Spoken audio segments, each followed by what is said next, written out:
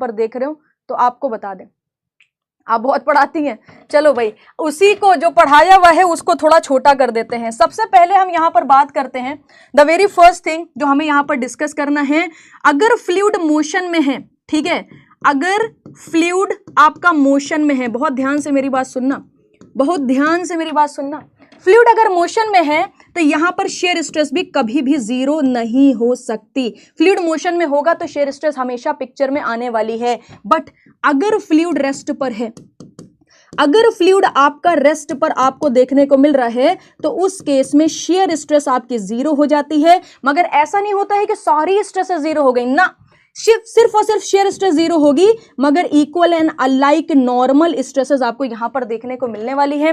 अगर आप सोम के जरिए मोहर सर्कल को समझोगे तो मोहर सर्कल आपका पॉइंट में रिड्यूस हो जाता है। यहां पर हम रखते हैं शेयर स्ट्रेस, यहां पर हम रखते हैं नॉर्मल स्ट्रेस। इससे खूब सवाल ऑलरेडी पूछा जा चुका है, तो ये कंडीशन को ध्यान रखना। इसी के साथ साथ अगर हम बात करें फ्लूइड प्रॉपर्टीज की, तो कुछ फ्लूइड प्रॉपर्टीज काफी इंपॉर्टेंट है, ध्यान से देखिए जरा, ठीक है। कुछ फ्लूइड प्रॉपर्टीज काफी इंपॉर्टेंट है, जैसे कि अगर हम बात करें डेंसिटी की, ठीक है, तो डेंसिटी को किससे रिप्रेजेंट करते हैं, रो से रिप्रेजेंट करते हैं। फॉर्मूला क्या होता है, मास बटे वॉल्यूम, ठीक है। इसी के साथ साथ यूनिट क्या होती है, यूनिट होती है किलोग्राम प्रति मीटर क्यूब, और डायमेंशनल फॉर्मूला भी पूछता है ml की पावर -3 रख के चले आना, आंसर मिल क्वेश्चन आपका नंबर आपको मिल जाएगा, ठीक है। इसी के साथ 2-3 चीजें ध्यान रखो, जैसे कि वाटर की जो डेंसिटी होती है 1000 डिग्री सेंटीग्रेड होती है, सॉरी 1000 किलोग्राम प्रति मीटर क्यूब होती है, और ये किस पर लेते हैं, 4 डिग्री सेंटीग्रेड पर लेते हैं।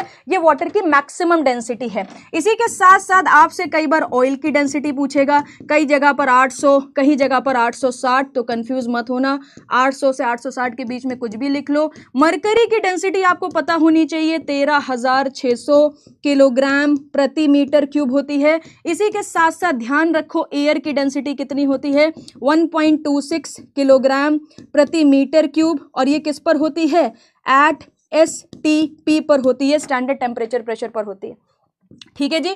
तो ये एक चीज आपको यहां पर ध्यान रखनी।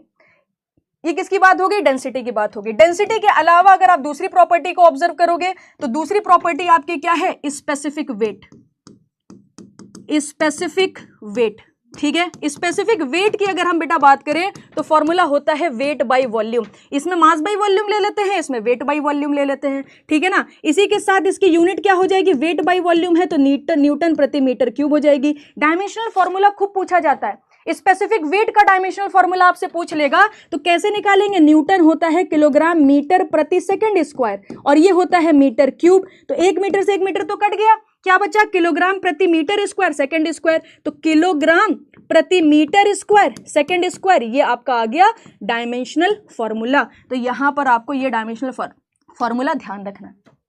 इसी के साथ साथ एक बहुत ही इंपॉर्टेंट फॉर्मूला आपसे यहां पर पूछा जाता है जो आपको याद भी होना चाहिए, वो होता है, देखो स्पेसिफिक वेट का रिप्रेजेंटेशन बता दूं, कई बार गामा से भी रिप्रेजेंट करते हैं, कई बार डब्ल्यू से भी रिप्रेजेंट करते हैं, तो मैं अभी गामा से रिप्रेजेंट कर देती हूं।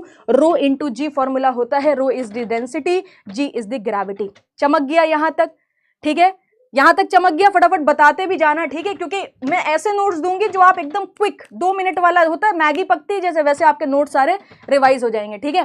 तो ये स्पेसिफिक वेट हो गया। एक और प्रॉपर्टी हमने यहां पर पढ़ी थी, बेसिकली एक और क्या, 2 और प्रॉपर्टी पढ़ी है, दोनों को यहां पर लिखेंगे।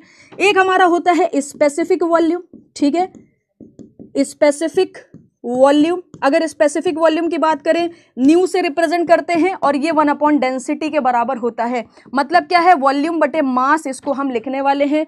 स्पेसिफिक ग्रेविटी हो गई, स्पेसिफिक ग्रेविटी, ठीक है जी। अच्छा, स्पेसिफिक ग्रेविटी को किससे रिप्रेजेंट करते हैं, छुटकी सी एस, एस, ठीक है। तो यहां पर ध्यान रखना, ये density of fluid divided by density of standard fluid के बराबर होता है, और ये स्टैंडर्ड फ्लूइड हमारा क्या होने वाला है, ये स्टैंडर्ड फ्लूइड हमारा हमेशा वाटर होने वाला है, वाटर होगा, तो इसकी डेंसिटी हमेशा 1000 किलोग्राम प्रति मीटर क्यूब, ध्यान रखियो, ठीक है जी, 1000 प्रति मीटर क्यूब, ध्यान रखियो। Density of fluid upon density of standard fluid, यहां तक हमने टोटल 5 प्रॉपर्टीज पढ़ी थी। क्या इसके अलावा भी कुछ पढ़ा था, हाँ मैम, इसके अलावा भी पढ़ा था। फ्लूइड प्रॉपर्टी में एक और चीज पढ़ी है, उसको भी सजा लेते हैं यहां पर, फ्लूइड प्रॉपर्टीज। ठीक है, सबसे ज्यादा इससे ही चीजें याद रखने वाला है, उसके बाद तो काफी सारी चीजें आपकी फॉर्मूला बेस्ड ही हो जाती है। ठीक है, ध्यान से समझने की कोशिश करिए। इसके बाद हमने एक बहुत ही महान प्रॉपर्टी पढ़ी थी जिसको हम बोलते हैं विस्कोसिटी। तो विस्कोसिटी से ही क्या आया था, न्यूटन्स लॉ ऑफ विस्कोसिटी आया था। क्या आया था, न्यूटन्स लॉ ऑफ विस्कोसिटी। ध्यान से समझिए, न्यूटन्स लॉ ऑफ विस्कोसिटी। ठीक है, क्या पढ़ा था इसमें बेटा, इसमें हमने क्या डिस्कस करा था, इसमें हमने डिस्कस करा था कि भैया जो du बाई डी वाई होता है ये basically D theta by D T के बराबर होता है और इसकी यूनिट क्या होती है, 1/सेकंड होती है। इसी के साथ साथ एक चीज हमने यहां पर और देखी थी, that is your Newton's law of viscosity, जो कि होता है टाउ बराबर mu du by d y. For linear velocity profile हमने क्या देखा था, लीनियर वेलोसिटी प्रोफाइल के लिए ध्यान रखना है F by a is equal to the mu into v by h, जहां पर F क्या होगा, शेयर फोर्सेस होंगे, A क्या है, क्रॉस सेक्शनल एरिया है, म्यू V क्या होने वाला है, mu is the dynamic viscosity, ठीक है, V is the velocity and H क्या होगा, दो प्लेट के बीच की हाइट, दो प्लेट के बीच की हाइट ये आपका H होने वाला है।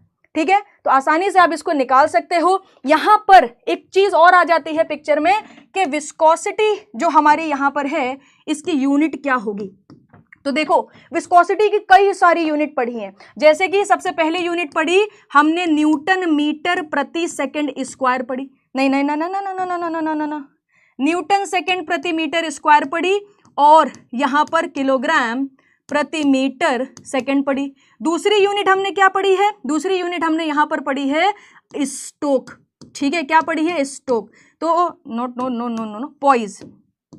दूसरी यूनिट क्या पढ़ी है, पॉइज पढ़ी है। ठीक है, तो ये हमारी CGS यूनिट है, ये हमारी MKS यूनिट है। इसी के साथ तीसरी चीज हमने क्या पढ़ी, फॉर्मूला, किसका फॉर्मूला, ml की पावर -1 t की power -1, this is the dimensional formula. ठीक है, तो विस्कोसिटी के बारे में ये चीज ध्यान रखनी है। इसी के साथ साथ आपको कन्वर्जन पता होना चाहिए कि पॉइज को हम किलोग्राम प्रति मीटर सेकंड में कैसे चेंज करेंगे या पास्कल सेकंड में कैसे चेंज करेंगे। तो एक पॉइज जो होता है वो 1/10 पास्कल सेकंड के बराबर होता है। बड़ी इंपॉर्टेंट सी बात है ये विस्कोसिटी के बारे में। ठीक है, इसी के साथ सिर्फ यही विस्कोसिटी नहीं है जी, एक और प्यारी सी विस्कोसिटी है जिसे हम बोलते हैं काइनेमेटिक विस्कोसिटी।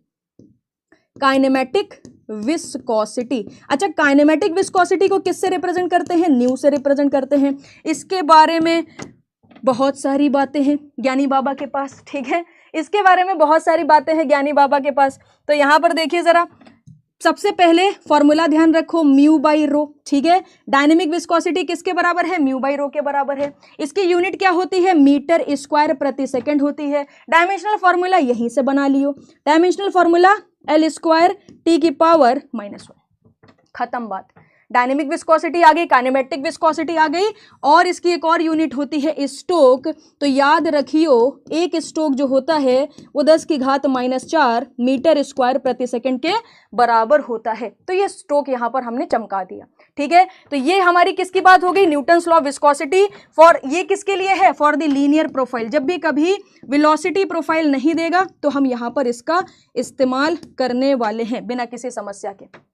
ठीक है भाई, तो हमने यहां तक सारी चीजें देख ली बड़ी आसानी से। अच्छा, कुछ चीजें यहां पर और आपको समझनी पड़ेंगी, जैसे कि अगर स्पेसिफिक ग्रेविटी की बात करें तो इसको मेजर करने के लिए किसका इस्तेमाल करते हैं, आपसे इंस्ट्रूमेंट पूछता है तो चमका लियो। ठीक है, किसका इस्तेमाल करते हैं, हाइड्रोमीटर का। हाइड्रोमीटर जो है ये बेटा इस्तेमाल होता है किसको, स्पेसिफिक ग्रेविटी को मेजर करने के लिए। अब चाहे आपकी डेंसिटी हो चाहे स्पेसिफिक वेट हो, इसको मेजर करने के लिए क्या इस्तेमाल करते हैं, फिजिकल बैलेंस। ठीक है ना, अब डिवाइसेस लिख लेते हैं, फिजिकल बैलेंस, फिजिकल बैलेंस हो गया। ठीक है, और क्या हो गया, स्प्रिंग बैलेंस हो गया, स्प्रिंग बैलेंस हो गया। ठीक है, इसी के साथ क्या हो गया, वेइंग मशीन हो गई, वेइंग मशीन हो गई। तो सारी दुनिया भर की ज्ञान आपको यहाँ पर लिख के रखना है। फिजिकल बैलेंस हो गया, स्प्रिंग बैलेंस हो गया, वेइंग मशीन हो गई, यहाँ पर आपका हाइड्रोमीटर आ गया। विस्कोसिटी की अगर हम बात करें तो विस्कोसिटी सब पीले कलर से चमका लो, यहाँ पर किसका यूज करते हैं, आप एक नाम याद कर लो, रेडवुड विस्कोमीटर। ठीक है, वैसे तो काफी सारे विस्कोमीटर्स हैं मगर एक नाम अभी फिलहाल के लिए यहाँ पर पुट कर लो, रेडवुड विस्कोमीटर का यहाँ पर इस्तेमाल करा जाता है। तो ये कुछ बातें हो गई विस्कोसिटी से related, Newton's law of viscosity से रिलेटेड और काइनेमेटिक विस्कोसिटी से रिलेटेड। अब क्या सवाल पूछता है, अब पूछता है, ठीक है, अब आपसे पूछता है कि वो ज्ञान बताओ जो दुनिया में सर्वश्रेष्ठ है। क्या पूछता है, वो ज्ञान बताओ जो दुनिया में सर्वश्रेष्ठ है, मतलब variation of viscosity with respect to temperature. ठीक है, तो यहां पर ध्यान रखिए, टेम्परेचर बढ़ भी सकता है, टेम्परेचर घट भी सकता है, और जब घटता बढ़ता है तो ये भी पता है जी, ये दोनों केसेस गैसेस में भी हो सकते हैं। ठीक है, ये ऐसे बनाते हैं, देखो जरा, हमारे पास दो चीजें हैं, एक हमारे पास है गैसेस और दूसरा हमारे पास क्या है, लिक्विड्स हैं। ठीक है, फ्लूइड के दो ही एग्जांपल्स हैं, गैसेस एंड लिक्विड्स। अगर गैसेस की बात करें तो गैसेस में टेम्परेचर बढ़ाओगे तो विस्कोसिटी चची जो है, ठीक है, चाची हैं ये बेसिकली, गैसेस में टेम्परेचर बढ़ाओगे तो विस्कोसिटी बढ़ेगी, टेम्परेचर घटा दोगे तो विस्कोसिटी घट जाएगी। लिक्विड्स में क्या होता है, टेम्परेचर बढ़ाओगे तो कोहेसिव फोर्सेस वीक हो जाएंगे, तो चाची जो है बुरा मान जाएंगी, चली जाएंगी। टेम्परेचर घटा दोगे तो कोहेसिव फोर्सेस स्ट्रांग हो जाएंगे, चाची खुश हो जाएंगी, विस्कोसिटी बढ़ जाएगी। ठीक है, तो ये एक छोटा सा क्लासिफिकेशन है जो आपको यहां पर ध्यान रखना पड़ेगा। क्लियर हो गया। इसी के साथ दो और चीजें पूछता है कि भाई काइनेमेटिक विस्कोसिटी और डायनेमिक विस्कोसिटी कैसे टेम्परेचर के साथ वेरी करती है, तो ये √T से करती है और ये T √T से करती है। तो ये दो फॉर्मूलाज भी आप अपने शॉर्ट नोट्स में बढ़िया तरीके से चमका लो, इससे भी काफी सारे क्वेश्चंस आपको देखने को मिल जाएंगे। ठीक है, आगे बात समझ में, तो चाची भी खुश हो गई, चाचा भी खुश हो गए, और यहाँ पर सब हमारे न्यूटन चाचा तो हैं, इधर चाची हैं, और विस्कोसिटी क्या है, मतलब न्यूटन चाचा जी हैं और विस्कोसिटी जो है वो इनकी चाची हैं, हमारी चाची हुई, इनकी तो धर्म पत्नी हो गई। ठीक है, इसी के साथ साथ कुछ चीज़ें आपको यहाँ पर और ध्यान रखनी है, जैसे कि टेम्परेचर मेजरमेंट तो आपने कर ही लिया। ठीक है, अब इसके बाद क्या आता है, classification of fluid. Classification of fluid में बहुत ज़्यादा टेंशन लेने की ज़रूरत नहीं है, एक सिंगल ग्राफ से आप पूरा क्लासिफिकेशन फ्लूइड प्रॉपर्टी का ध्यान रख सकते हो। ध्यान से देखिए जरा, फ्लूइड प्रॉपर्टीज, ठीक है, एक सिंगल ग्राफ बनाइए, क्लासिफिकेशन आपको समझ आ जाएगा। Classification of fluid, classification of fluid. ठीक है, देखो जरा ध्यान से समझने की कोशिश करिए। सबसे पहले एक छोटा सा ग्राफ बनाएंगे, फिर एक और छोटा सा ग्राफ बना देंगे, फिर एक बड़ा सा ग्राफ बना देंगे। ठीक है, और यहीं पर पूरा आपका सारा का सारा मामला सिमट जाएगा। छोटा सा जो ग्राफ बनाया है इसमें मैं आपको किसकी विस्कोसिटी दिखाने वाली हूँ, न्यूटोनियन फ्लूइड्स की विस्कोसिटी, न्यूटोनियन फ्लूइड्स की विस्कोसिटी। ठीक है, इसी के साथ साथ ये जो बड़ा सा ग्राफ बनाया है, मतलब बगल वाला, इसमें मैं आपको दिखाऊंगी टाइम डिपेंडेंट विस्कोसिटी। ठीक है, इसके बाद अपन लोग क्या करेंगे, यहां पर आ जाएंगे, न्यूटोनियन हो गया।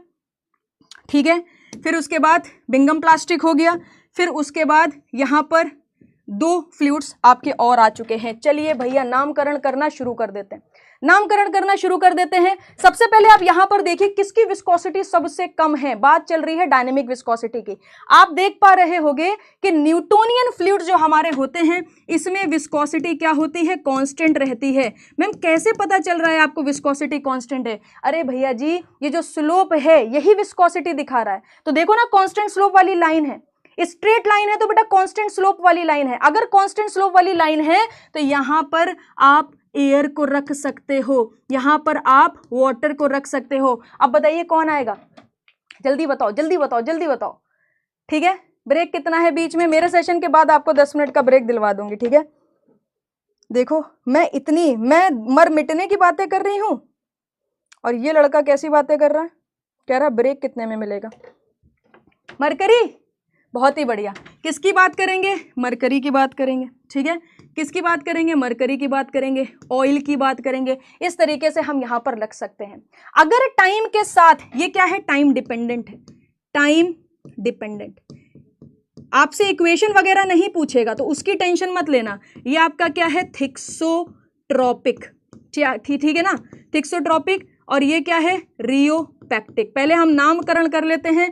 ये आपने न्यूटोनियन दिखाया, ये आपने न्यूटोनियन दिखाया, ये आपने बिंघम दिखाया, बिंघम प्लास्टिक, ये आपने क्या दिखाया, बिंघम प्लास्टिक दिखाया। ये आपका क्या है, ऐसा कौन सा फ्लूइड है जिसमें स्लोप बढ़ता है, विस्कोसिटी बढ़ती है, डाइलेटेंट। डाइलेटेंट को क्या बोलते हैं, शियर थिकनिंग बोलते हैं। और ये क्या कहलाएगा, स्यूडोप्लास्टिक, स्यूडोप्लास्टिक, ठीक है ना, ये क्या कहलाएगा, स्यूडोप्लास्टिक, ठीक है। तो ये चीज आपको यहां पर ध्यान रखनी पड़ेगी, ठीक है। एग्जाम्पल्स अगर ध्यान रखने हैं तो यहां पर आप लिख लीजिए आपकी फेवरेट लिपस्टिक, ठीक है। यहां पर क्या रख लीजिए, जिप्सम, जिप्सम बेटा यहां पर रख लो। इसी के साथ न्यूटोनियन तो एयर, वाटर, मरकरी, ऑयल, सारी चीजें मेंशन ही है, तो टेंशन की कोई बात ही नहीं है। डाइलेटेंट की अगर अपन लोग बात करें तो डाइलेटेंट में कौन कौन से आ जाते हैं, बटर आ जाता है, ठीक है ना, बटर आ जाता है। इसी के साथ क्या आ जाता है, उब्लेक आ जाता है, उब्लेक हो गया, एक्सेट्रा। कुछ एग्जाम्पल्स रख लो ताकि बस आप ध्यान कर सको। यहाँ पर क्या लिख सकते हो, ब्लड लिख सकते हो, मिल्क लिख सकते हो, ये कुछ एग्जाम्पल आ जाएंगे। बिंगम में क्या है, टूथपेस्ट लिख लो तो अंदाजा लग जाएगा कि भाई किस तरह के फ्लूइड्स की बात हो रही है। अगर टूथपेस्ट है तो फिर चॉकलेट भी हो जाएगा यहाँ पर, और अदर फ्लूइड्स भी आपके यहाँ पर आ जाएंगे, जिनमें जैसे केचप हो गया, इनिशियल शेयर स्ट्रेस की जरूरत पड़ेगी। तो आपने सिर्फ वो नाम लिख लिए जिससे आप रिकॉल कर पाओ कि डाइलेटेंट में हम पढ़ते क्या थे, किस तरह के फ्लूइड्स यहाँ पर हम रखते थे, ठीक है। इसी के साथ साथ थिक्सोट्रोपिक में लिपस्टिक है, आप यहाँ पर इंक भी लिख सकते हो। जनरली इंक को थिक्सोट्रोपिक में ही रखा जाता है, ठीक है, तो यहाँ पर आप रख सकते हो। एल्कोहल को आप न्यूटोनियन में डाल देना, क्योंकि एथाइल अल्कोहल वो अभी एनएचपीसी में पूछा गया था, एक न्यूटोनियन फ्लूइड है, तो एथाइल अल्कोहल को भी यहाँ डाल सकते हो, वरना आप दिमाग में भी रखोगे तो भी कोई दिक्कत वाली बात नहीं है। इसके बाद क्या पढ़ाया था, जल्दी से मुझे बताइए, इसके बाद क्या पढ़ाया था, ये न्यूटोनियन फ्लूइड हो गए, नॉन न्यूटोनियन फ्लूइड हो गए, पूरा कंप्लीट क्लासिफिकेशन हो गया। इसके बाद क्या पढ़ाया था, कंप्रेसिबिलिटी ना। आइडियल फ्लूइड्स को अगर आपको रिप्रेजेंट करना है, आइडियल फ्लूइड कोई भी रेजिस्टेंस शो नहीं करते हैं, तो कोई रेजिस्टेंस शो नहीं करेंगे तो D theta by D T, मतलब अगर कभी भी आइडियल फ्लूइड दिखाने का मन कर जाए तो मन को मारना नहीं, क्योंकि आप हमारे स्टूडेंट हो।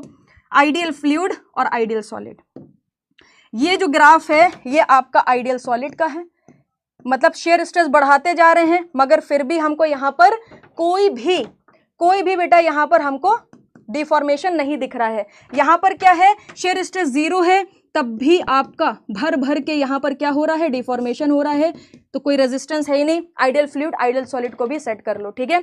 आगे चलते हैं, अब बातचीत शुरू करेंगे एक और बेहतरीन से टॉपिक की, जिसका नाम है कंप्रेसिबिलिटी, ठीक है। कंप्रेसिबिलिटी को किससे रिप्रेजेंट करते हैं, बीटा से। एक बात लिखवाऊंगी, उसी से ही सारे क्वेश्चंस काउंटर हो जाएंगे, ठीक है। बीटा से रिप्रेजेंट करते हैं, ये होता क्या है, ये होता है बल्क मॉडुलस ऑफ इलास्टिसिटी का इनवर्स। सबसे पहले तो ये समझ लो, बल्क मॉडुलस ऑफ इलास्टिसिटी का इनवर्स। बल्क मॉडुलस क्या होता है, कितना प्रेशर चेंज पर कितना वॉल्यूम चेंज आपको यहाँ पर देखने को मिला है, तो ये फॉर्मूला हो जाता है। अब आइसोथर्मल कंप्रेसिबिलिटी भी सिखाई दी, उसमें कुछ करना नहीं है जी, तब भी देखो बीटा पी का क्या है, इनवर्स ही है। मतलब क्या है कि अगर आप बीटा और पी में रिलेशन देखोगे तो हमेशा इनवर्सली प्रोपोर्शनल मिलेगा। प्रेशर बढ़ाओगे कंप्रेसिबिलिटी घट जाएगी, प्रेशर घटाओगे कंप्रेसिबिलिटी बढ़ जाएगी, ठीक है। ये के क्या है, ये के क्या है, ये के क्या है, बल्क मॉडुलस है, बल्क मॉडुलस। ये के क्या है, बल्क मॉडुलस है, बल्क मॉडुलस, ठीक है। यूनिट क्या होती है इसकी, पी के बराबर, न्यूटन प्रति मीटर स्क्वायर, ठीक है। तो कंप्रेसिबिलिटी की यूनिट क्या हो जाएगी, मीटर स्क्वायर प्रति न्यूटन।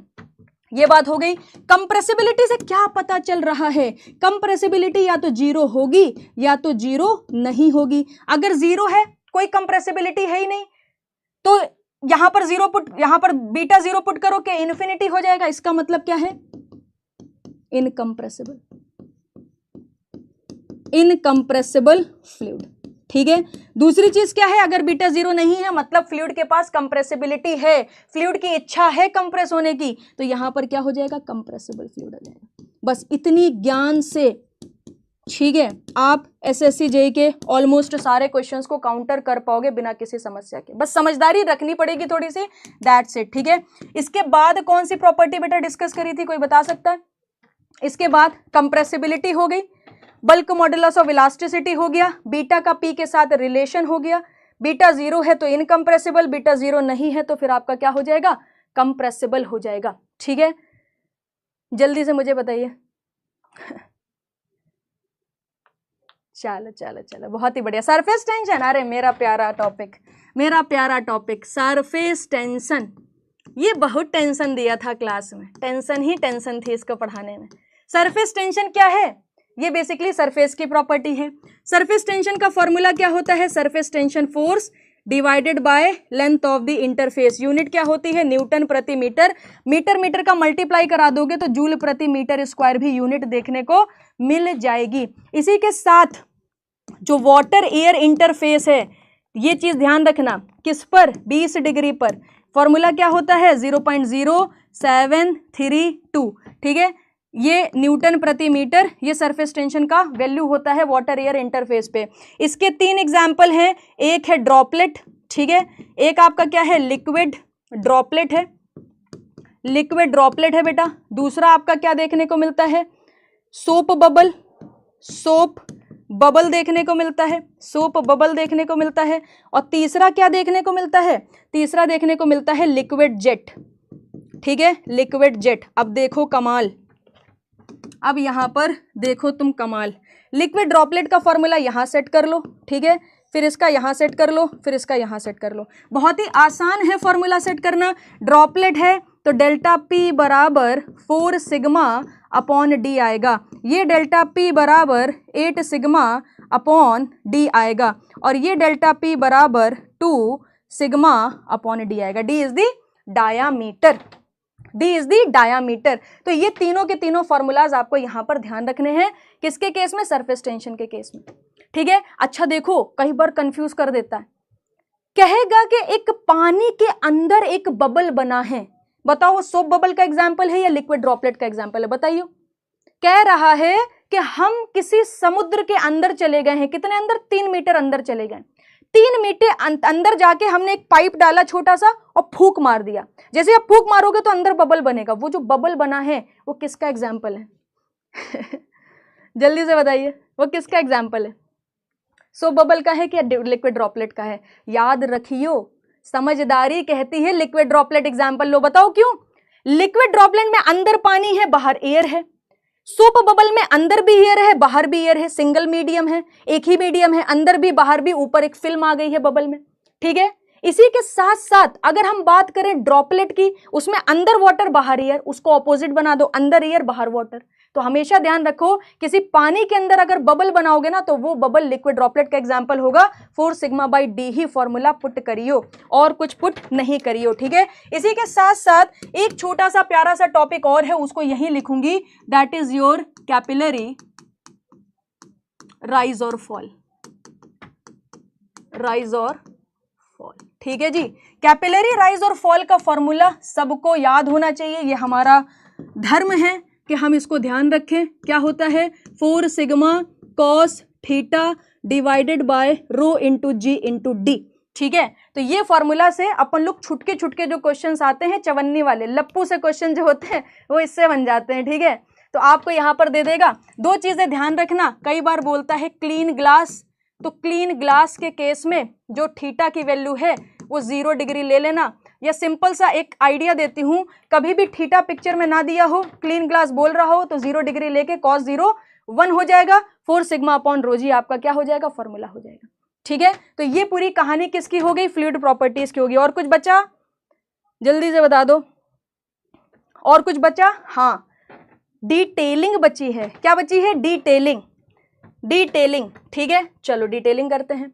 जैसे कि यहां पर जब अपन लोगों ने पढ़ा था तो एक डिटेलिंग ये पढ़ी थी, देखो जरा, बताना सही कह रहे हैं कि गलत कह रहे हैं। मैंने बोला था कि कंप्रेसिबिलिटी जो एयर की होती है वो कितने टाइम्स ज्यादा होती है? ठीक है, कितने टाइम्स ज्यादा होती है as comparison to the water? 20K times, 20K times compressibility of water के बराबर होती है। याद आ गया?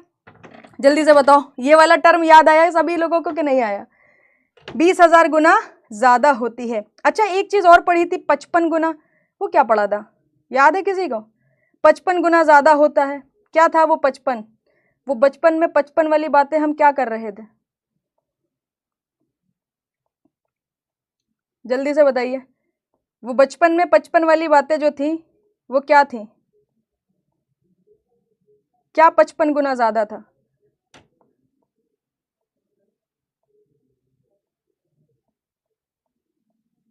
आंसर करिए।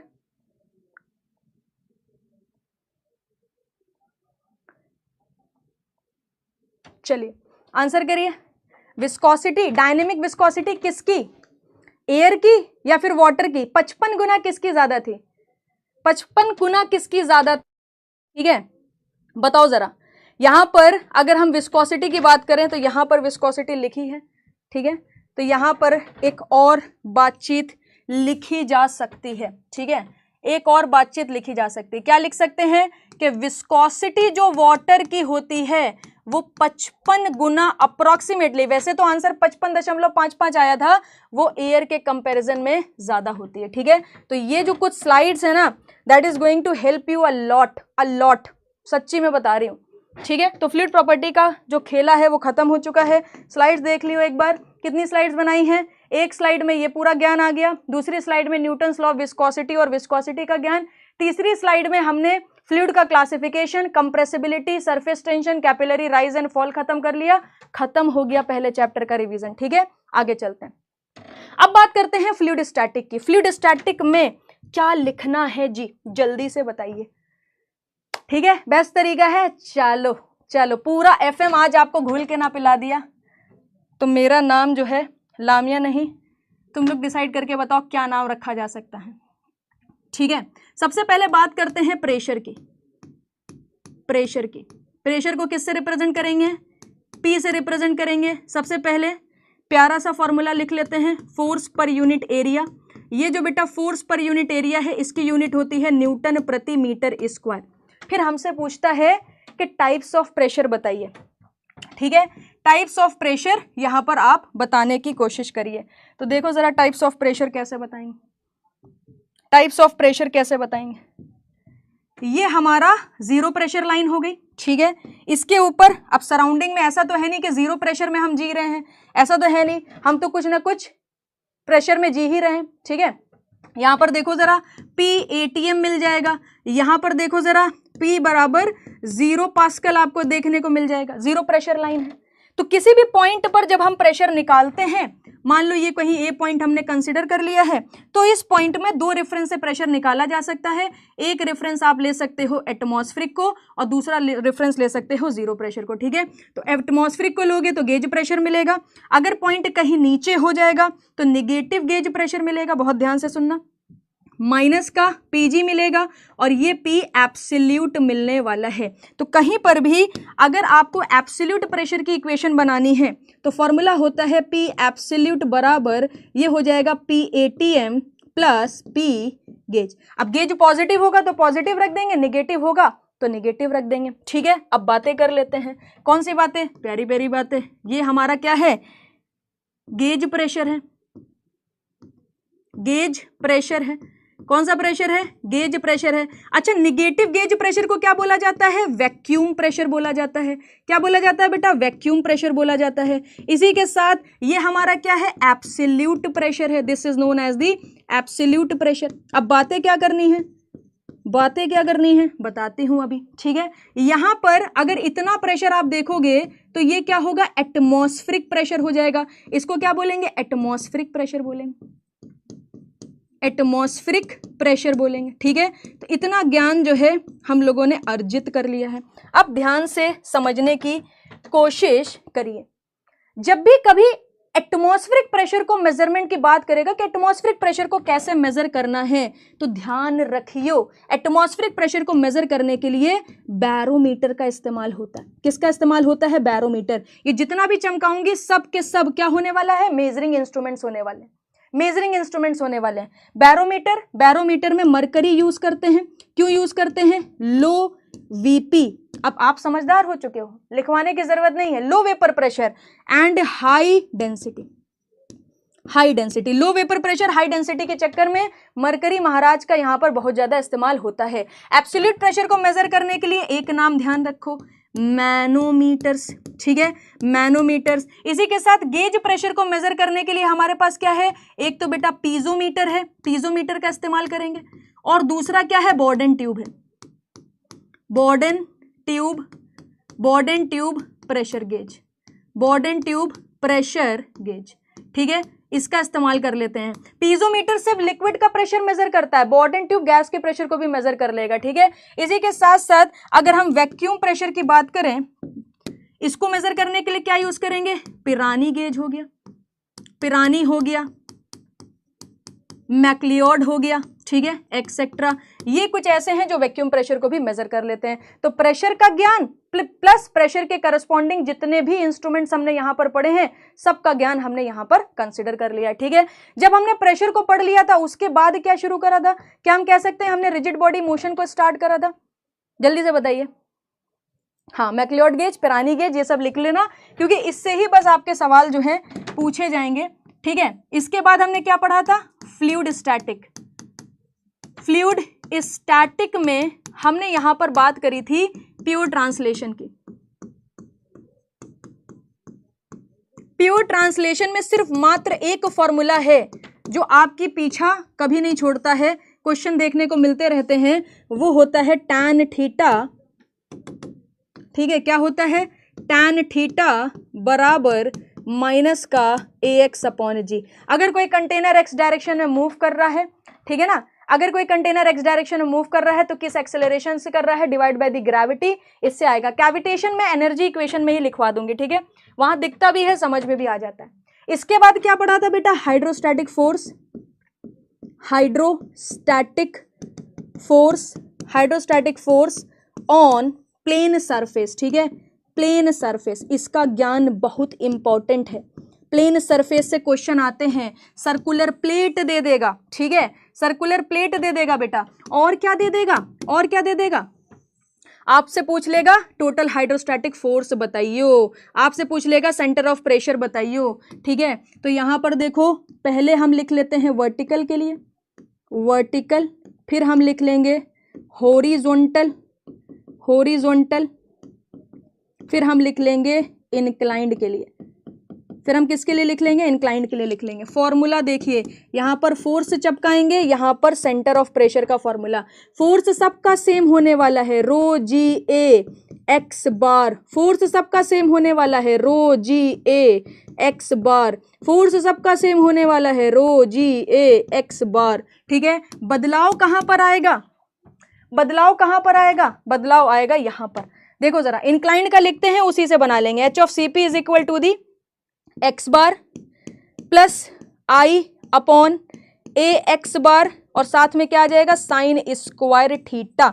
जब देखो प्लेट वर्टिकल होगी तो साइन थीटा क्या हो जाएगा, 90, 90 हो जाएगा 1, तो यहीं से बदलाव आ जाएगा, x bar plus I upon A X बार। जब हॉरिजॉन्टल हो जाएगी तो थीटा 0, तो ये पूरा 0 हो जाएगा, तो एच ऑफ सी पी जो है एक्स बार के बराबर आ जाएगा। सवाल क्या पूछा गया, प्लेट के किस ओरिएंटेशन पर सेंटर ऑफ प्रेशर और सेंटर ऑफ ग्रेविटी कॉन्साइड कर जाते हैं, बताइए।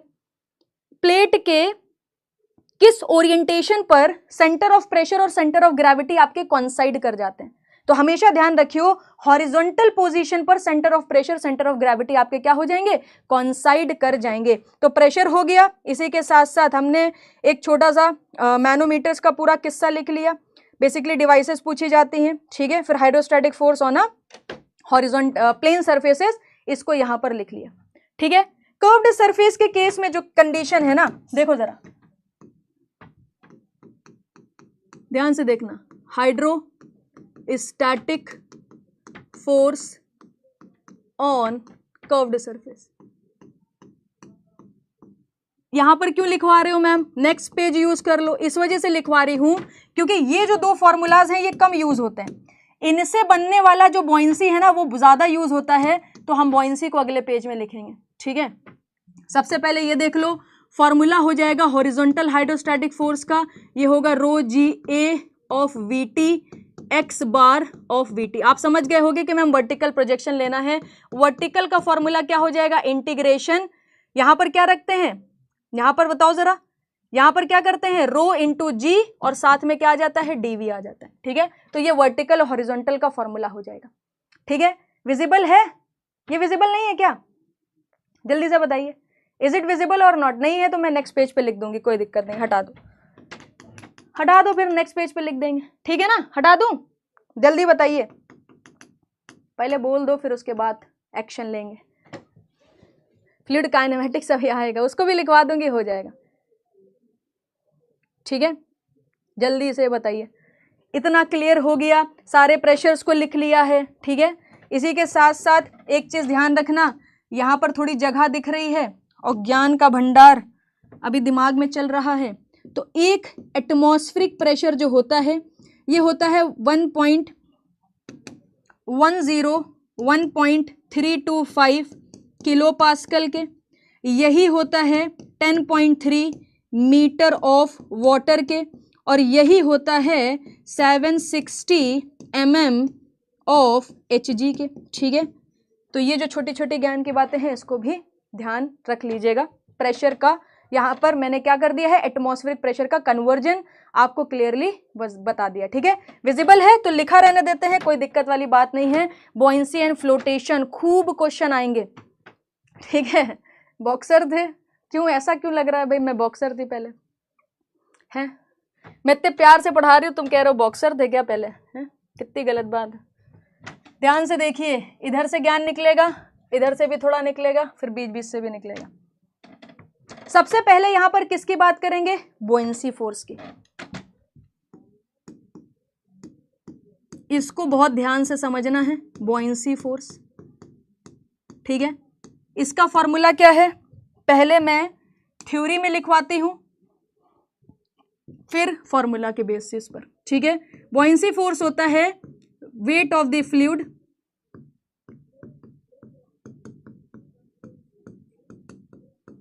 displaced by the body, displaced by the body। ठीक है, weight of the fluid displaced by the body. कैसे निकालेंगे, कैसे निकालेंगे बुओयंसी फोर्स का, अब यहां पर बढ़िया सा फॉर्मूला हो जाएगा, density of the fluid g volume of the fluid displaced by the body. ठीक है, ये फॉर्मूला आ गया बुओयंसी का। इसी के साथ साथ, ठीक है, इसी के साथ साथ क्या निकालते हैं, सेंटर ऑफ बुओयंसी। तो सेंटर ऑफ बुओयंसी क्या है, वो पॉइंट जहां पर ये बुओयंसी फोर्स लग रहा होगा। ठीक है, यहां पर ये बुओयंसी फोर्स लग रहा होगा, तो the point where F B, the point where, देखो जरा, where F B will act is called centre of buoyancy. Centre of buoyancy को किससे रिप्रेजेंट करेंगे, सेंटर ऑफ बुओयंसी को बी से रिप्रेजेंट करेंगे। तो अब हमारे पास दो पॉइंट हो गए, एक सेंटर ऑफ ग्रेविटी हो गया है और एक आपका क्या हो गया है, सेंटर ऑफ बुओयंसी हो गया। ठीक है, समझ आ गई बात, आगे देखिए जरा। इसी के साथ यहां पर हमने स्टेबिलिटी की कंडीशन, इक्विलिब्रियम की कंडीशन डिस्कस करी थी। इक्विलिब्रियम की कंडीशन काफी इंपॉर्टेंट है। इक्विलिब्रियम कंडीशन इस वजह से इंपॉर्टेंट है क्योंकि जब हमें कोई भी बॉडी देता है ना, तो हम पहली इक्विलिब्रियम कंडीशन हमेशा यूज करते हैं। क्या होती है, बुओयंसी फोर्स जो है वो वेट ऑफ द बॉडी के बराबर हो जाएगा अगर रेस्ट पर है। सिंपल सी बात है, बुओयंसी ऊपर लग रहा है, फोर्स नीचे, मतलब वेट नीचे लग रहा है, बुओयंसी ऊपर लग रहा है। और कोई बॉडी अगर एक जगह पर रुकी हुई है, इसका मतलब क्या है, जितना बुओयंसी लग रहा है उतना ही वेट है। अरे कोई बात नहीं, मैं इतना बुरा नहीं मानती, आप सब लोग जो है मेरे दोस्त जैसे ही हो, मगर अब ये ना कहना और यार अबे साले इधर ऐसा वाला मत करना, मतलब तुम लोग दोस्त हो इन अ पॉजिटिव वे। ठीक है पता चला मेरी बात मेरे ऊपर ही भारी पड़ गई, कह रहे हैं अबे लामिया इधर आ जरा ठीक है, हाँ, वर्टिकल फोर्स और बुओयंसी का फॉर्मूला सेम ही है, क्योंकि यहां पर आके जो वर्टिकल हाइड्रोस्टैटिक फोर्स था वही आपका क्या बन गया था, बुओयंसी फोर्स बन गया था। ठीक है, तो पहली कंडीशन क्या है कि वेट ऑफ द बॉडी जो है ये किसके बराबर होना चाहिए, बुओयंसी फोर्स के बराबर होना चाहिए। दूसरी चीज क्या है, ये तो पहली बात हो गई। दूसरी चीज, force centre line must be same, force centre line, ठीक है, force centre line must be same, must be same, ठीक है। सेंटर लाइन जो होने वाली है फोर्स की वो सेम होनी चाहिए। मतलब जैसे कोई ये प्यारी सी बॉडी है, ठीक है, ये कोई प्यारी सी बॉडी है, इस पर क्या लग रहा है, इस पर वेट नीचे लग रहा है W, इस पर फोर्स ऊपर लग रहा है, तो दोनों का जो लाइन ऑफ एक्शन है ना वो सेम होना चाहिए, दोनों अलग अलग लाइन से पास नहीं होने चाहिए। ठीक है, क्लियर हो गया। तो ये हमारे पास क्या आ गया, बॉयंसी फोर्स के बारे में जानकारी आ गई। इसके बाद हमने दो चीजें पढ़ी थी, वो दो चीजें सीधा लिखूंगी। एक होता है completely submerged body, completely submerged body, completely submerged body, ठीक है। कंप्लीटली सबमर्ज्ड बॉडी में एक चीज आपको पता होनी चाहिए कि अगर हमारे पास ऐसी छोटी सी बॉडी है, छोटे छोटे डायग्राम बनाएंगे सुंदर से, ठीक है, घुमा दियो इसको ऐसे, फिर एक और बना लियो, फिर एक और बना लियो, ठीक है। देखो कितने प्यारे लग रहे हैं, ऐसा लग रहा है जैसे,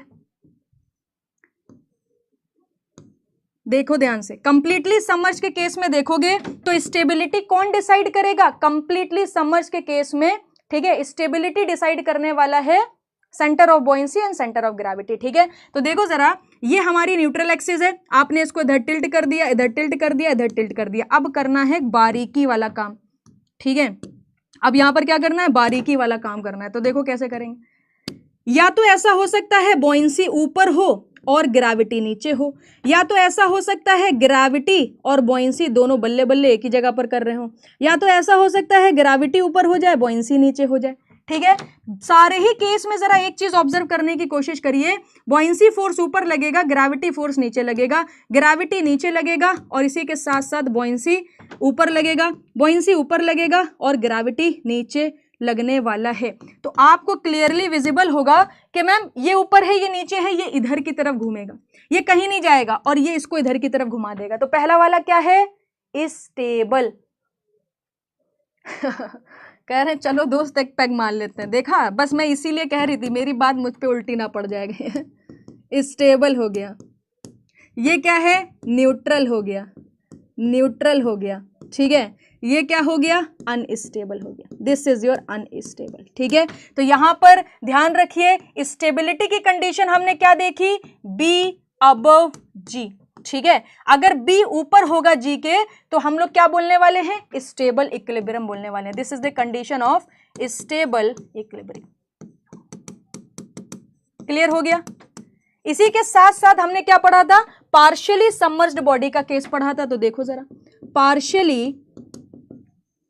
पार्शियली सबमर्ज्ड बॉडी,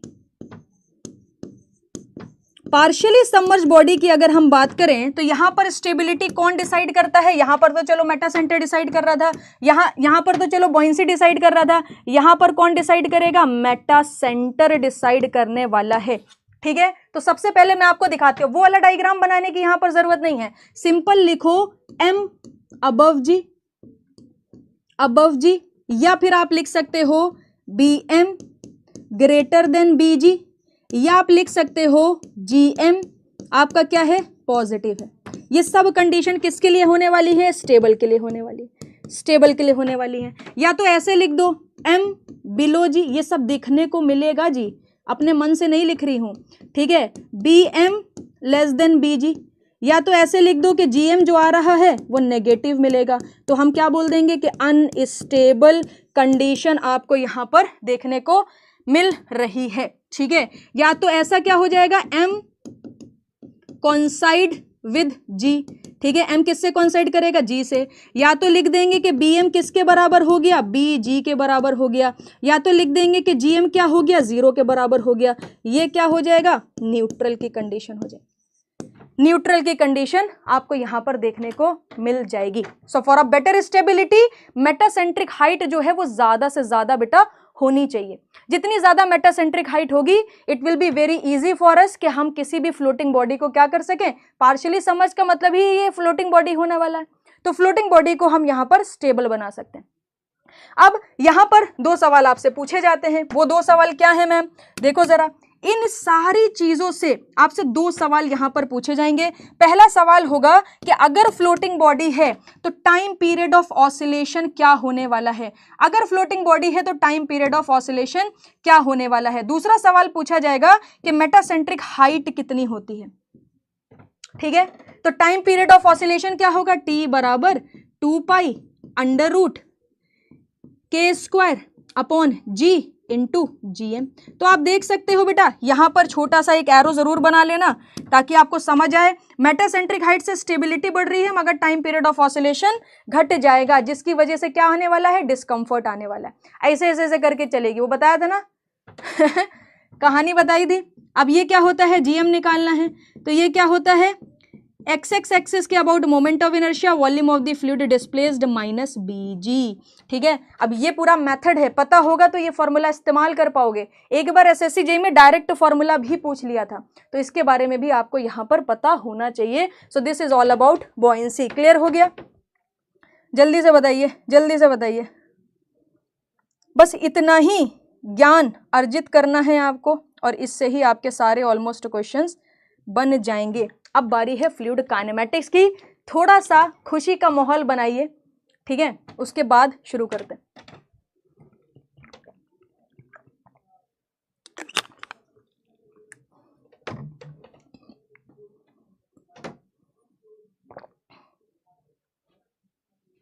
बहुत ही बढ़िया, बहुत ही बढ़िया। अब क्या आता है, फ्लूइड काइनेमेटिक्स, बहुत इंपॉर्टेंट और क्वेश्चन 200% लिखवा के ले लो, आएगा ही आएगा।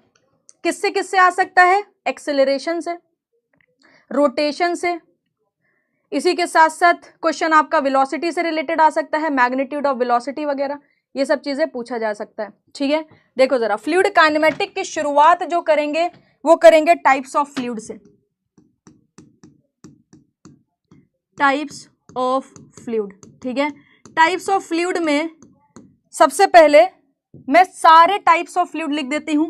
आपका स्टडी हो गया, स्टडी हो गया या फिर अनस्टडी हो गया। ठीक है, याद करने का तरीका भी बताऊंगी। ठीक है, इसके बाद क्या हो गया, यूनिफॉर्म हो गया, यूनिफॉर्म हो गया या फिर नॉन यूनिफॉर्म हो गया, नॉन यूनिफॉर्म हो गया। ठीक है, इसी के साथ साथ क्या हो गया, रोटेशनल हो गया या इरोटेशनल हो गया, रोटेशनल हो गया या फिर इरोटेशनल हो गया। ठीक है, फिर उसके बाद क्या हो गया, कंप्रेसिबल या इनकंप्रेसिबल, कंप्रेसिबल या फिर इनकंप्रेसिबल हो गया, ये पढ़ा था। 1D 2D तो आपको पता ही है, एक डायरेक्शन में हो रहा है, 2 डायरेक्शन में हो रहा है। इसके बाद पढ़ा था या तो लैमिनार फ्लो हो रहा होगा या तो आपका क्या हो रहा होगा, टर्बुलेंट फ्लो हो रहा होगा। आपको स्क्रीन पर फोकस करना पड़ेगा, तब जाके आफ्टर क्लास आप यहाँ पर, ठीक है, आप यहाँ पर काम कर सकते हो और यूज कर सकते हो उसको। और जितना मैं इस पे लिखवा रही हूँ, इससे शॉर्ट क्वेश्चंस आपको एज इट इज देखने को मिलेंगे। ठीक है, लाइव क्लास में इतने सारे बच्चों के सामने बोल रही हूँ कि जो भी मैं लिखवा रही हूँ इससे शॉर्ट क्वेश्चंस आपको देखने को मिलेंगे। ठीक है, चलो थोड़ा सा जल्दी चलते हैं। स्टडी की अगर हम बात करें तो हमें हमेशा ध्यान रखो, स्टडी रिलेटेड है टाइम से। स्टडी किससे रिलेटेड है, टाइम से। यूनिफॉर्म नॉन यूनिफॉर्म स्पेस से रिलेटेड है, स्पेस से रिलेटेड है। रोटेशनल इरोटेशनल रोटेशन से रिलेटेड है, रोटेशन से। कंप्रेसिबल इनकंप्रेसिबल डेंसिटी से रिलेटेड है, किससे रिलेटेड है, डेंसिटी से रिलेटेड है।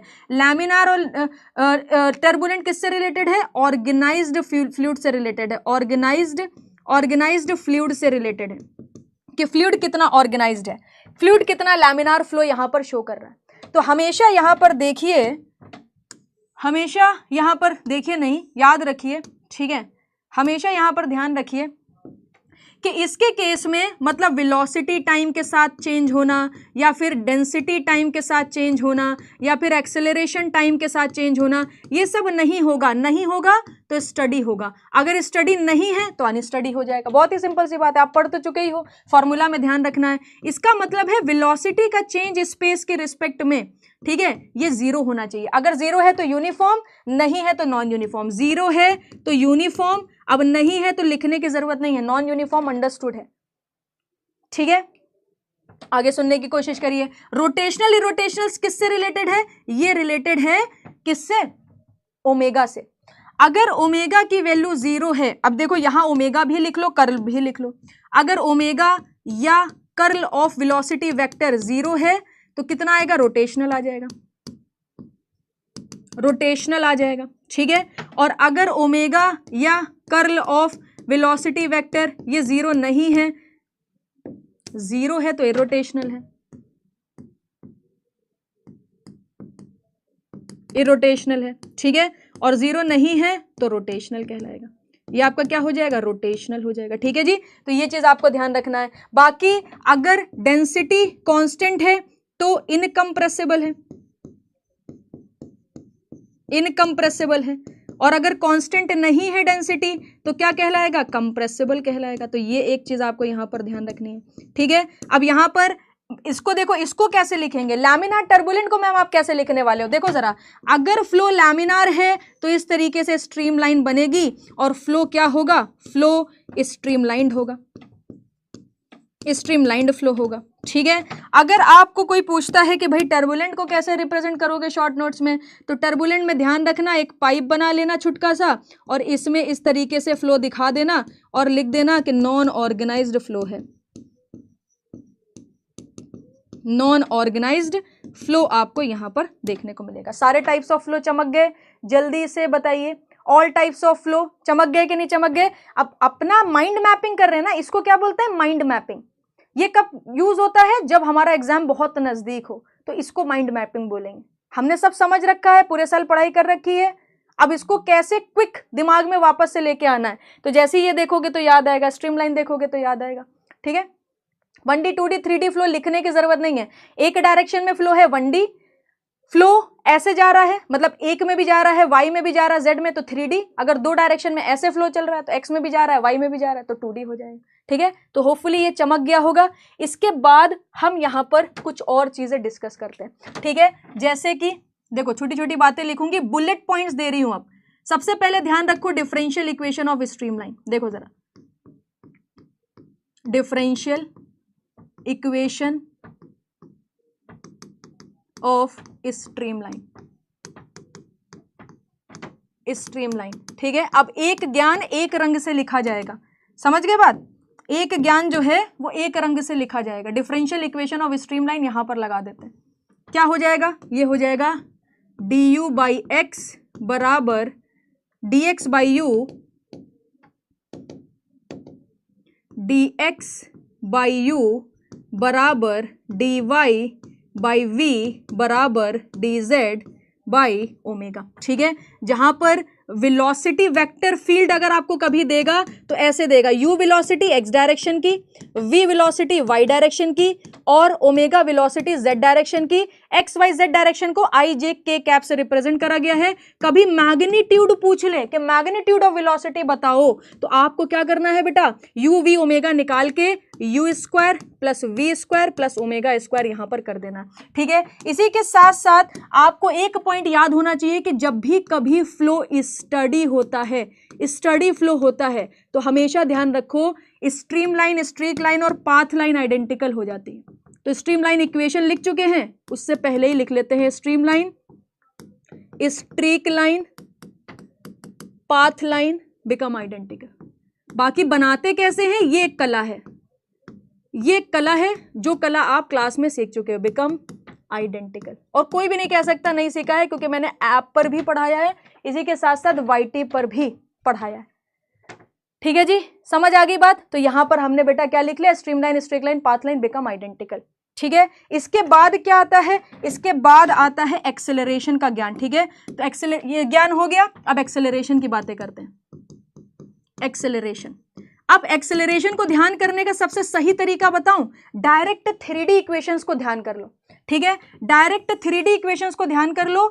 अगर 3D इक्वेशंस से 2D बनानी होगी तो भी बना लेंगे, अगर 1D बनानी होगी तो भी बना लेंगे। देखो कैसे, एक्सेलरेशन इन एक्स डायरेक्शन क्या होगा, u do u by do x plus v do u by do y plus omega do u by do z plus do u by do t। बहुत आसान है, ठीक है। इसी तरीके से y डायरेक्शन में क्या होगा, u do v by do x plus v do v by do y plus omega do v by do z plus do v by do T.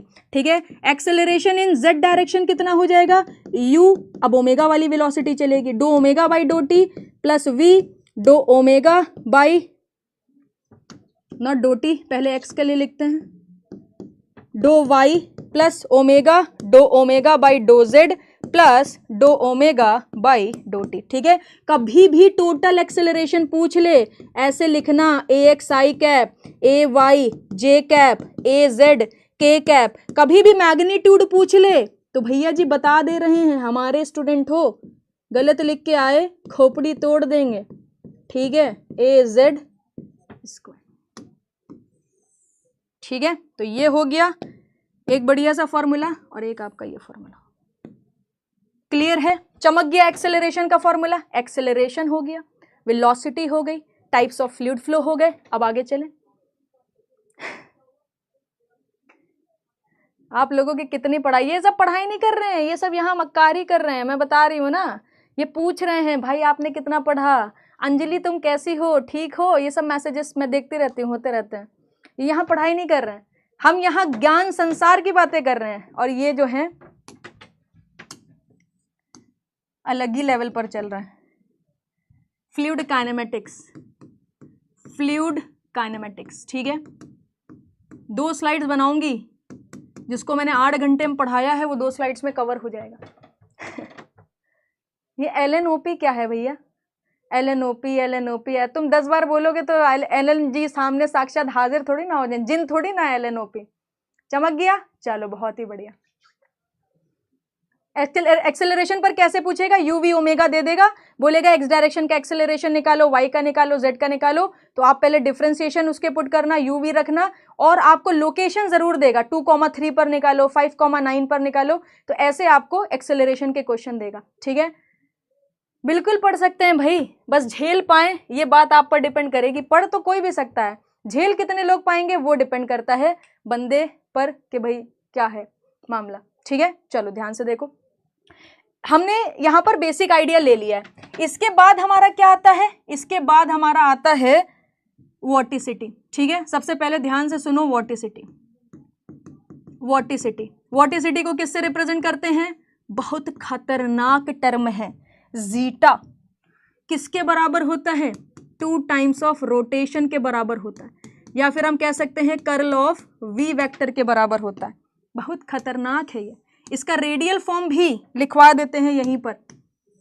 इसका रेडियल फॉर्म क्या पढ़ा था, जीटा बराबर r do by do r, r into v theta minus do v r upon do r. ठीक है, ये dough बना हुआ है, ध्यान रखना। ये मैंने ऑलरेडी आपको बताया था, कहां पर बताया था, जब वॉर्टेक्स फ्लो पढ़ा था।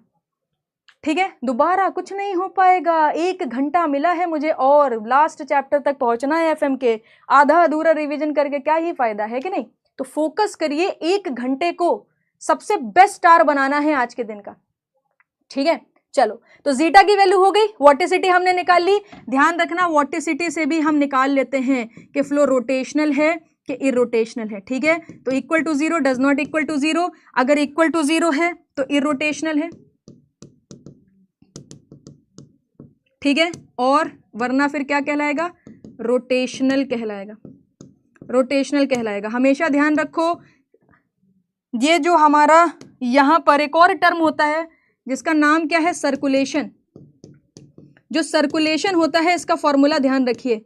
सर्कुलेशन क्या होता है, अगर मैं सर्कुलेशन की बात करूं तो ये होता है वॉर्टिसिटी पर यूनिट एरिया।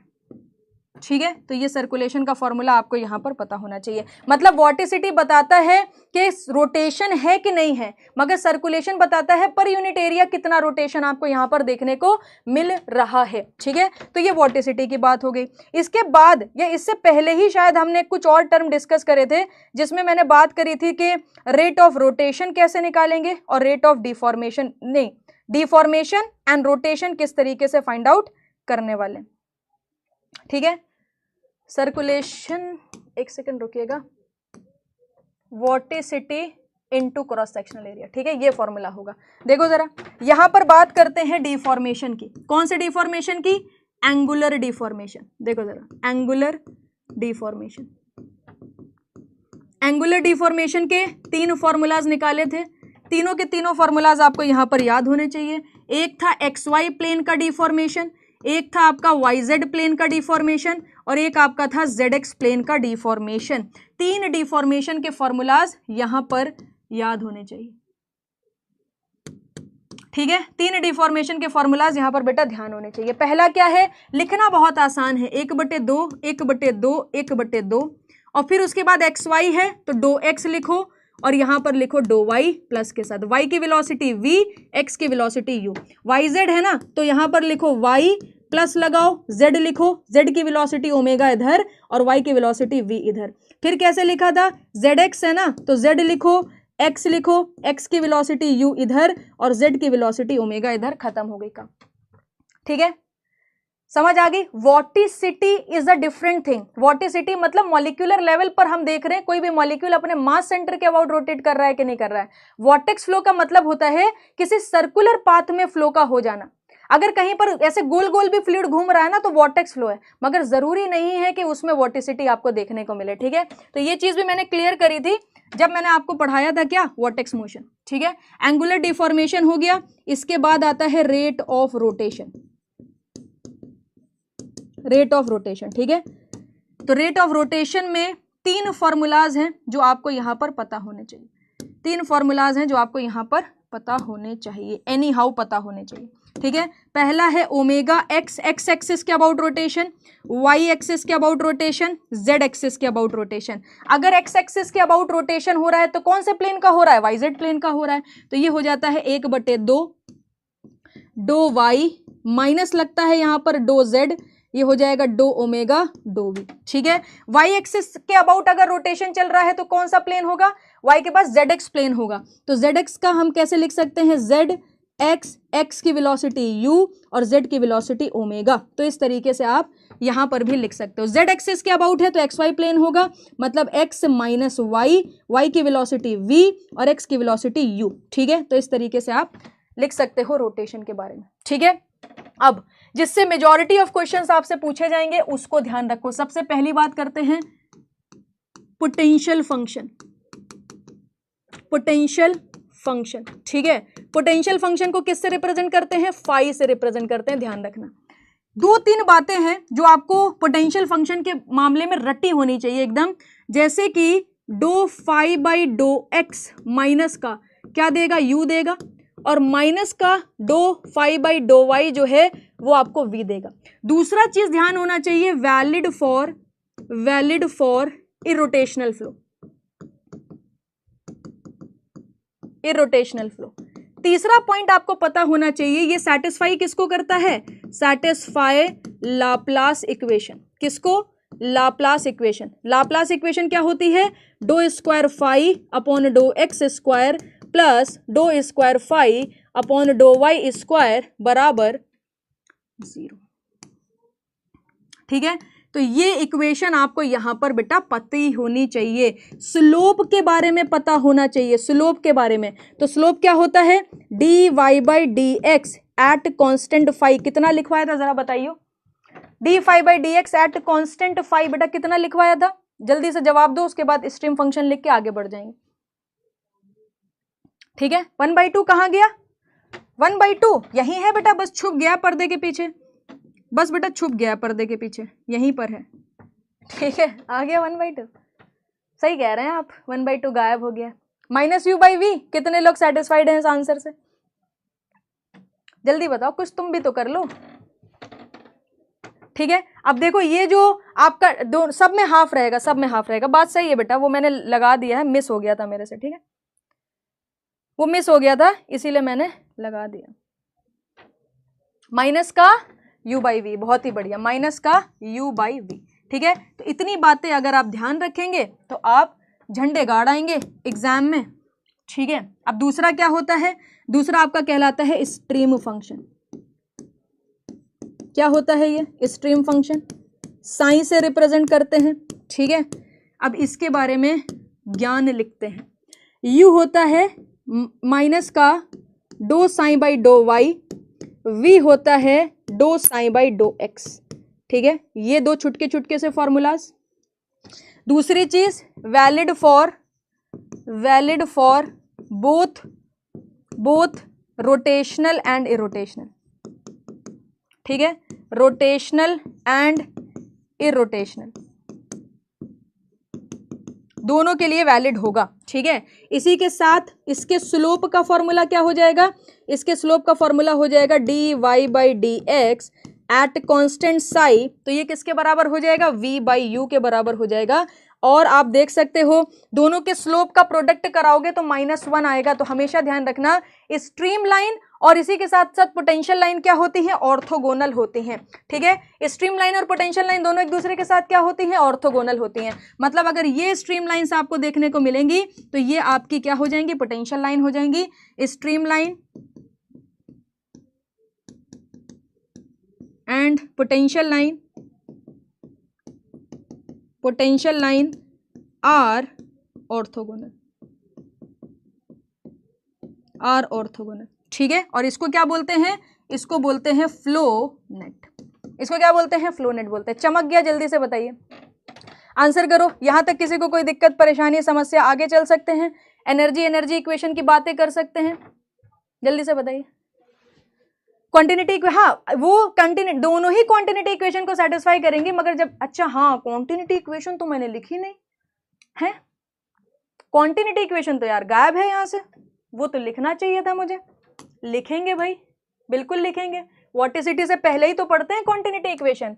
यहां पर बना दो डब्बा क्वांटिटी इक्वेशन का। ये क्या मुझसे पाप हो गया, ये कैसा पाप हो गया, क्वांटिटी इक्वेशन। सबसे पहले तो ध्यान रखो Q बराबर एरिया इंटू वेलोसिटी। दूसरा जनरलाइज्ड ध्यान रखो, डो यू बाई, पहले पूरी लिख देते हैं।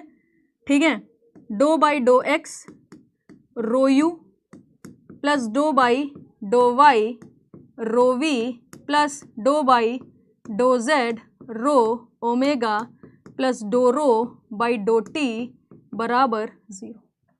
पाप होने से बचा लिया उस बच्चे ने, समझे। घोर पाप हो जाता अभी थोड़ी देर पहले। ठीक है, तो अभी इसका बाकी आप कंडीशंस बना लोगे। जैसे डेंसिटी कांस्टेंट है तो रो बाहर आ जाएगा, क्वांटिटी इक्वेशन आ जाएगी। ठीक है, समझ आ रही बात। तो वो कंडीशंस लिखने की जरूरत नहीं है, वो आप बना लोगे। इतना ज्ञान अपन लोग लिख चुके हैं। जल्दी बताइए, स्टैटिक काइनेमेटिक और प्रॉपर्टीज के बाद क्या हम आगे जा सकते हैं। पहली स्लाइड, दूसरी, तीसरी हो गई, चौथी हो गई, पांचवी हो गई, छठी हो गई। ये 2 स्लाइड में ये भी पूरा निपट गया है। अब बारी है energy equation and momentum equation. ठीक है, सर्कुलेशन का जो सिंबल नेम है एक्चुअली में वो एक गामा है। ठीक है, 2 तरह के गामा होते हैं, upper case gamma, lower case gamma. तो वो गामा से रिप्रेजेंट करते हैं हम लोग। स्ट्रीम, एक यही क्वेश्चन बनता है स्टडी फ्लो के केस में, streak line, stream line, path line क्या होती है, तीनों आइडेंटिकल हो जाती है। एक केस बनता है स्ट्रीक लाइन और पाथ लाइन प्रैक्टिकल लाइंस है। ठीक है, जिसको हम बना सकते हैं। स्ट्रीम लाइन क्या है, एक इमेजिनरी लाइन है जिसपे आप टेंजेंट डालते हो तो वेलोसिटी मिल जाती है। स्ट्रीम लाइन कैलकुलेशन पर्पज से यूज होती है। स्ट्रीक लाइन और पाथ लाइन विजुअलाइजेशन पर्पज से यूज होती है। इस तरह की छोटी छोटी बातें हैं, आपको ध्यान रखना है। इनको लिखा नहीं जा सकता भाई, सब्जेक्ट कंप्लीशन नाम की भी तो कोई चीज होती है। ठीक है, समझ आ गई बात। हाँ चलो, इतना फास्ट क्यों, क्योंकि 2 से 2.5 घंटे में इस पूरे सब्जेक्ट को रिवाइज करके आपको देना है। ठीक है, देखो स्लो तो ऑलरेडी पढ़ चुके हो ना, 80 घंटा एफएम पढ़ाया है अशोका वालों को। अब तो बारी है, सब फाइनल लास्ट में लिख लो क्या क्या चीजें इंपॉर्टेंट है। उसको स्लो चलाएंगे तो कैसे काम बनेगा भाई। आप आदत डालो 1-1 घंटे में फुल सब्जेक्ट रिवीजन की। वो कैसे होगा, इसी माइंड मैप से होगा। ये जो माइंड मैप आपको बना के दे रही हूं, देख लेना, एग्जाम के 1 दिन पहले तुम ना यूज करो। ठीक है, फिर मेरा नाम नहीं बदलना। ठीक है, वरना तुम कुछ भी रख दोगे, फिर दिक्कत हो जाएगी मुझे। ठीक है, चलो सबसे ज्यादा इंपॉर्टेंट बात करते हैं। Pressure force, gravity force, pressure force, gravity force, viscous force, turbulent force सब ले लियो, या तो फिर सिर्फ pressure force, gravity force, viscous force तीनों ले लियो, या तो सिर्फ प्रेशर फोर्स और ग्रेविटी फोर्स ले लियो। ध्यान रखो, खूब सवाल इससे पूछे जाते हैं। सारे फोर्स लोगे तो रेनॉल्ड्स पहुंच जाओगे, 3 फोर्स लोगे तो नेवियर स्टोक पहुंच जाओगे। नेवियर स्टोक किस पर बेस्ड है? मोमेंटम कंजर्वेशन पर बेस्ड है।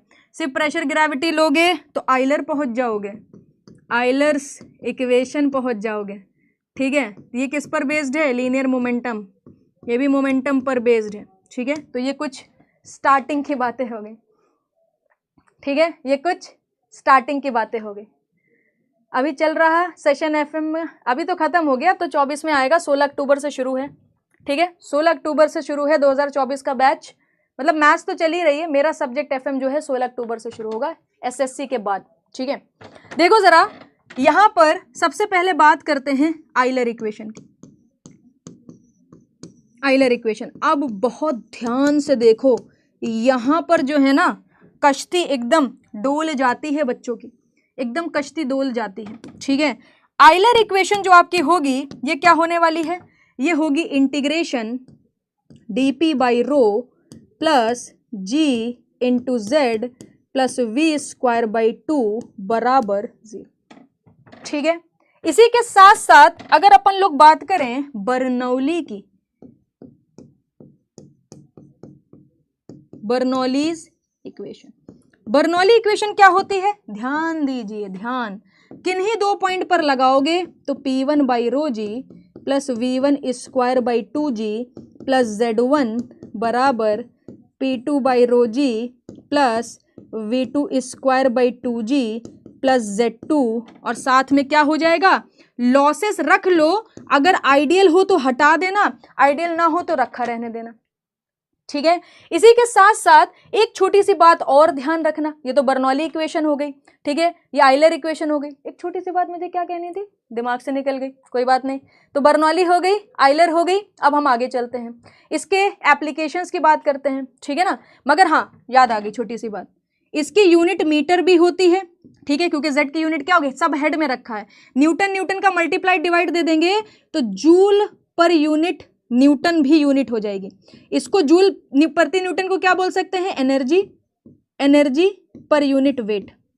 तो ये यूनिट पूछी जाती है, ये यूनिट पूछी जाती है। ठीक है, बाकी pressure head, kinetic head, potential head, ये सब याद करने की जरूरत नहीं है, सिर्फ उतना लिखो जितना रिवीजन के लिए जरूरत है। जो ऑलरेडी पता है उसको लिखने की बिल्कुल भी जरूरत नहीं है। ठीक है, अब बात करते हैं, एक सिंपल सी बात है, एप्लीकेशन ऑफ बर्नौली की, एप्लीकेशन ऑफ बर्नौली।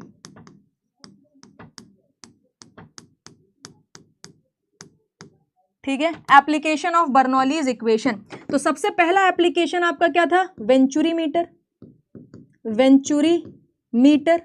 इसमें कुछ ज्ञान की बातें हैं, जैसे कि डिस्चार्ज मेजर करने के लिए इस्तेमाल होता है। ठीक है, वेंचुरी मीटर के साथ एक और कॉम्बिनेशन होता है जिसमें क्या होगा? मैनोमीटर भी लगा होगा, मैनोमीटर भी लगा होता है। ठीक है, एक एडिशन है मैनोमीटर, क्योंकि वेंचुरी मीटर अकेले काम नहीं करता है, वेंचुरी मीटर मैनोमीटर मिलके डिस्चार्ज मेजर करते हैं। मगर हम कहते हैं कि वेंचुरी मीटर किसके लिए इस्तेमाल होता है? डिस्चार्ज मेजर करने के लिए यूज होता है। फॉर्मूला होता है CD A1 A2 √2GH। बहुत मुश्किल है कि इस फॉर्मूला से कोई सवाल पूछे, मगर हाँ वेंचुरी मीटर से थ्योरेटिकल सवाल खूब बनते हैं। जैसे कि मैम देखो जरा, सबसे पहला क्वेश्चन आपसे यहां पर पूछेगा कि CD की वैल्यू यहां पर कितनी होती है। तो हमेशा ध्यान रखना, यहां पर जो CD की वैल्यू होती है 0.96 से लेकर 0.98 तक होती है। दूसरा सवाल पूछता है ये जो H है कैसे निकालें? तो X manometric fluid deflection SM/SF -1। S क्या है? Specific gravity for the manometric fluid, और SF क्या है? फ्लोइंग फ्लूइड की स्पेसिफिक ग्रेविटी। तो ये फॉर्मूला आपको यहां पर पता होना चाहिए। ठीक है, ये वेंचुरी मीटर हो गया। इसी के साथ ऑरिफिस मीटर सेम। ठीक है, तो दूसरा अगर मैं यहां पर लिखूं ऑरिफिस मीटर, तो हमेशा बेटा ध्यान रखना same as venturi but little less accurate, same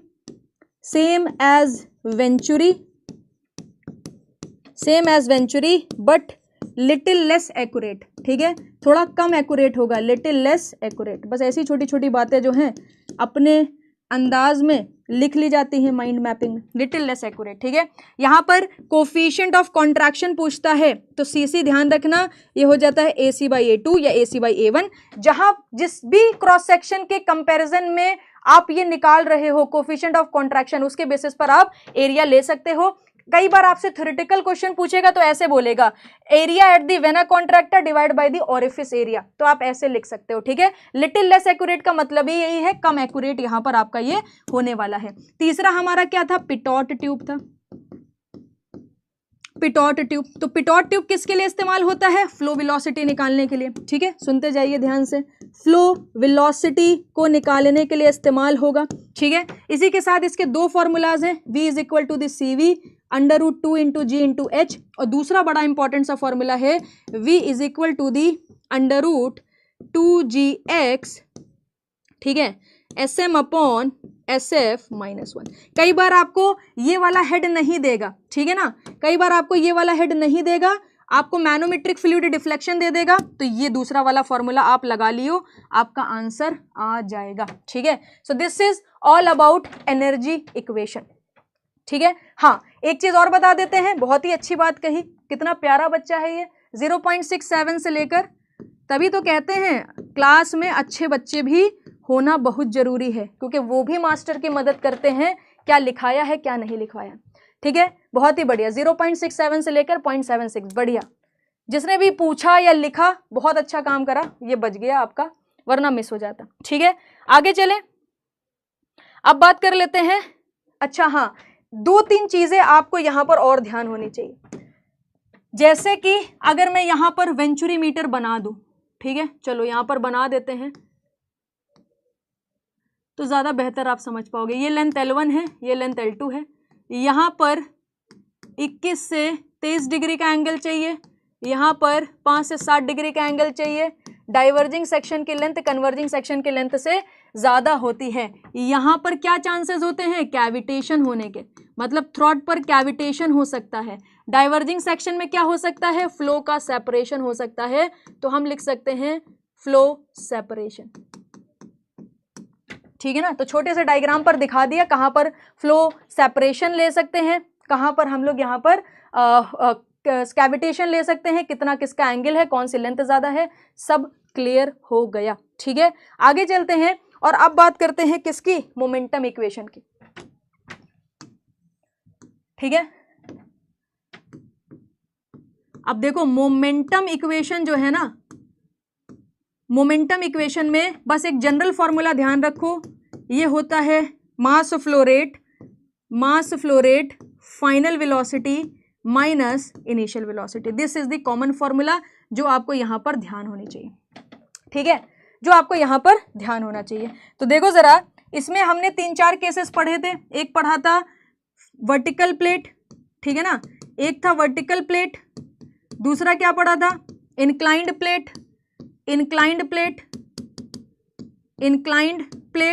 और तीसरा क्या पढ़ा था, कर्व्ड प्लेट पढ़ा था। ये 3 चीजें पढ़ी थी। तीनों के केस में सिर्फ नॉर्मल फोर्स का फॉर्मूला आप ध्यान रख लो। ठीक है, नॉर्मल फोर्स का फॉर्मूला क्या था, इसमें नॉर्मल फोर्स का फॉर्मूला था ρ × A × V²। याद आ गया, यही था नॉर्मल फोर्स का फॉर्मूला। जल्दी से यस और नो में जवाब दीजिए, जल्दी से यस और नो में जवाब दीजिए, आंसर करिए फटाफट, जल्दी से यस और नो में जवाब दीजिए फटाफट ना। ये वाला लिखवा दूं, इसमें नॉर्मल फोर्स क्या था, ये था ρA V² sin θ। ठीक है, और इसके केस में क्या आंसर आया था, ठीक है, बहुत ही बढ़िया। तो इसके केस में देखो ρA V², ये फिक्स्ड के लिए है। अब देखो मूविंग के लिए परेशान होने की जरूरत नहीं है, V की जगह बस क्या रख देना है, V - U रख देना है। यहां पर क्या मिला था, ρS V², Fn is equal to the ρA V² 1 + cos θ। बस इतना ध्यान रख लो, इतनी समझदारी आपके अंदर होनी चाहिए कि अगर मूविंग ब्लेड हुई तो V - U लगा देंगे। ठीक है, इसके बाद अगर सीरीज में ब्लेड्स लगी हैं, सीरीज ऑफ ब्लेड्स के लिए,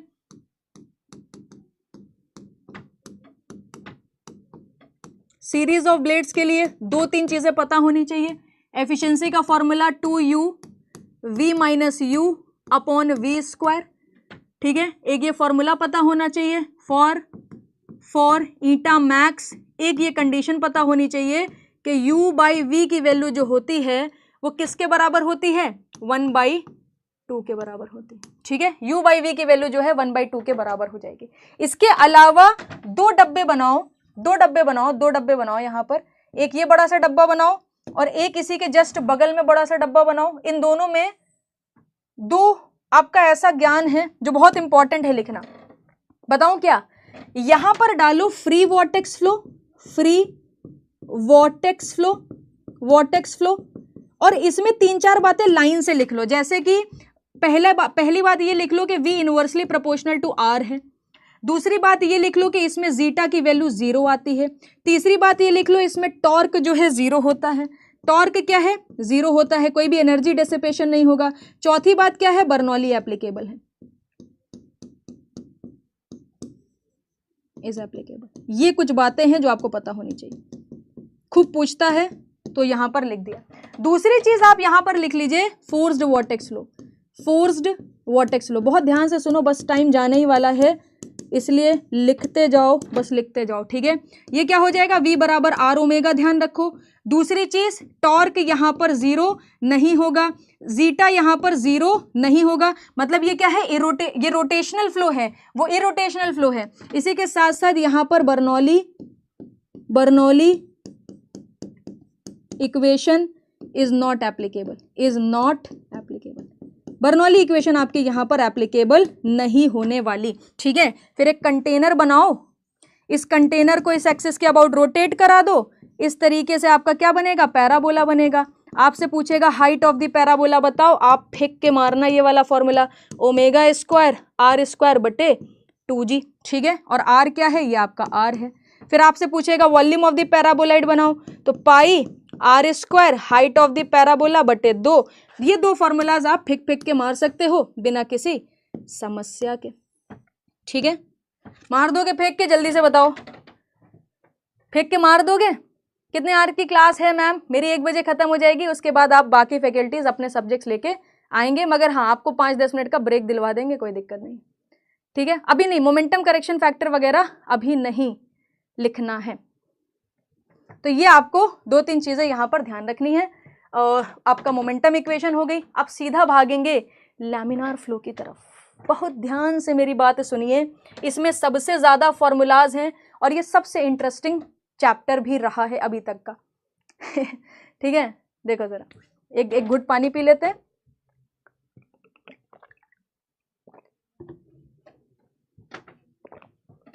आधा घंटा है ना, निपटा देंगे जल्दी से बताइए। वो फोर्स्ड वॉर्टेक्स फ्लो की कंडीशन थी, जब कंटेनर रोटेट करेगा तो ऑब्वियस सी बात है किसी एक्सटर्नल एंगुलर वेलोसिटी से ही करेगा। फोर्स्ड वॉर्टेक्स फ्लो का केस है।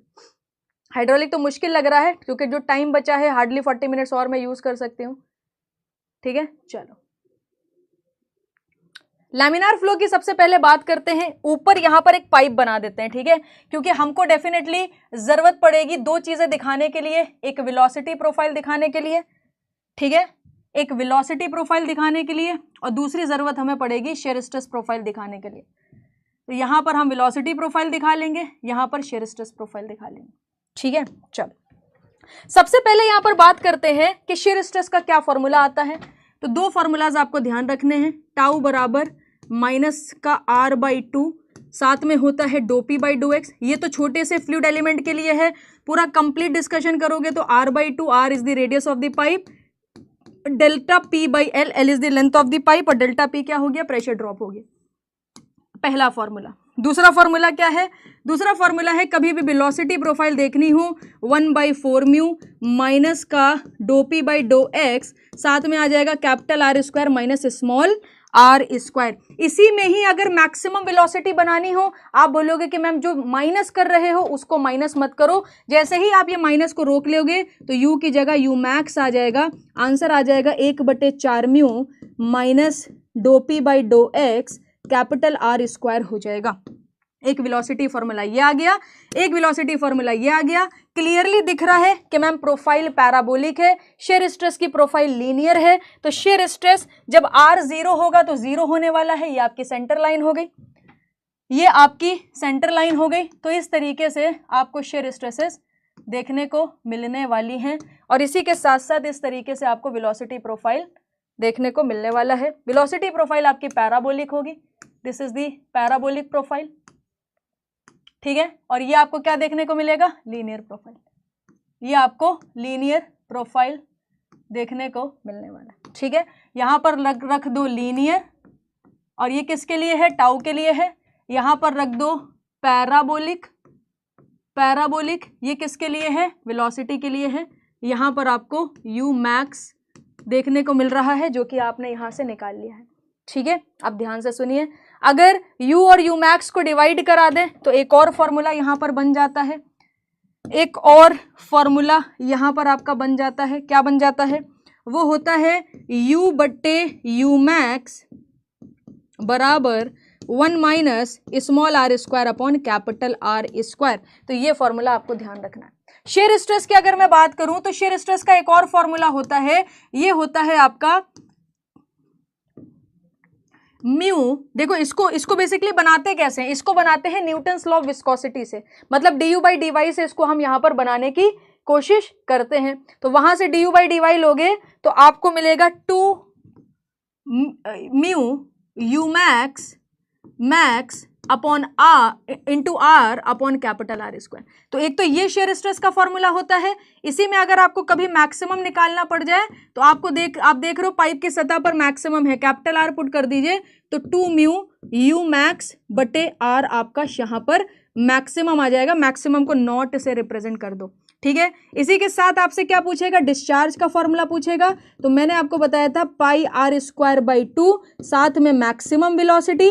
अगर यहाँ पर मैक्सिमम वेलोसिटी का फॉर्मूला पुट कर दो 1/4 mu dough P by do x R square, तो आपको मिल जाएगा पाई बटे 8 mu minus dough P by do x. एक R स्क्वायर ऑलरेडी रखा है, एक उधर से आ जाएगा, R की पावर 4 हो जाएगा। ये फॉर्मूला ध्यान होना चाहिए। इसी के साथ क्या है, मैक्सिमम वेलोसिटी और एवरेज वेलोसिटी का रेशियो क्या होता है, ये किसके बराबर होता है, 2 के बराबर होता है। मैक्सिमम अपॉन एवरेज वेलोसिटी का रेशियो 2 के बराबर ध्यान होना चाहिए। डेल्टा पी की बात करें कि कितना प्रेशर ड्रॉप का फॉर्मूला आता है, 32 mu v average l upon d square, ठीक है। तो ये क्या हो जाएगा, डी स्क्वायर, चाहे कैपिटल बना लो चाहे स्मॉल बना लो, वो है डायामीटर ऑफ द पाइप ही। इतना ज्ञान आपको पता होना चाहिए किसके लिए, फ्लो थ्रू पाइप के लिए।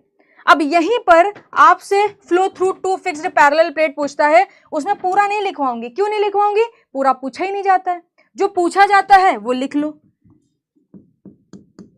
फ्लो बिटवीन 2 फिक्स्ड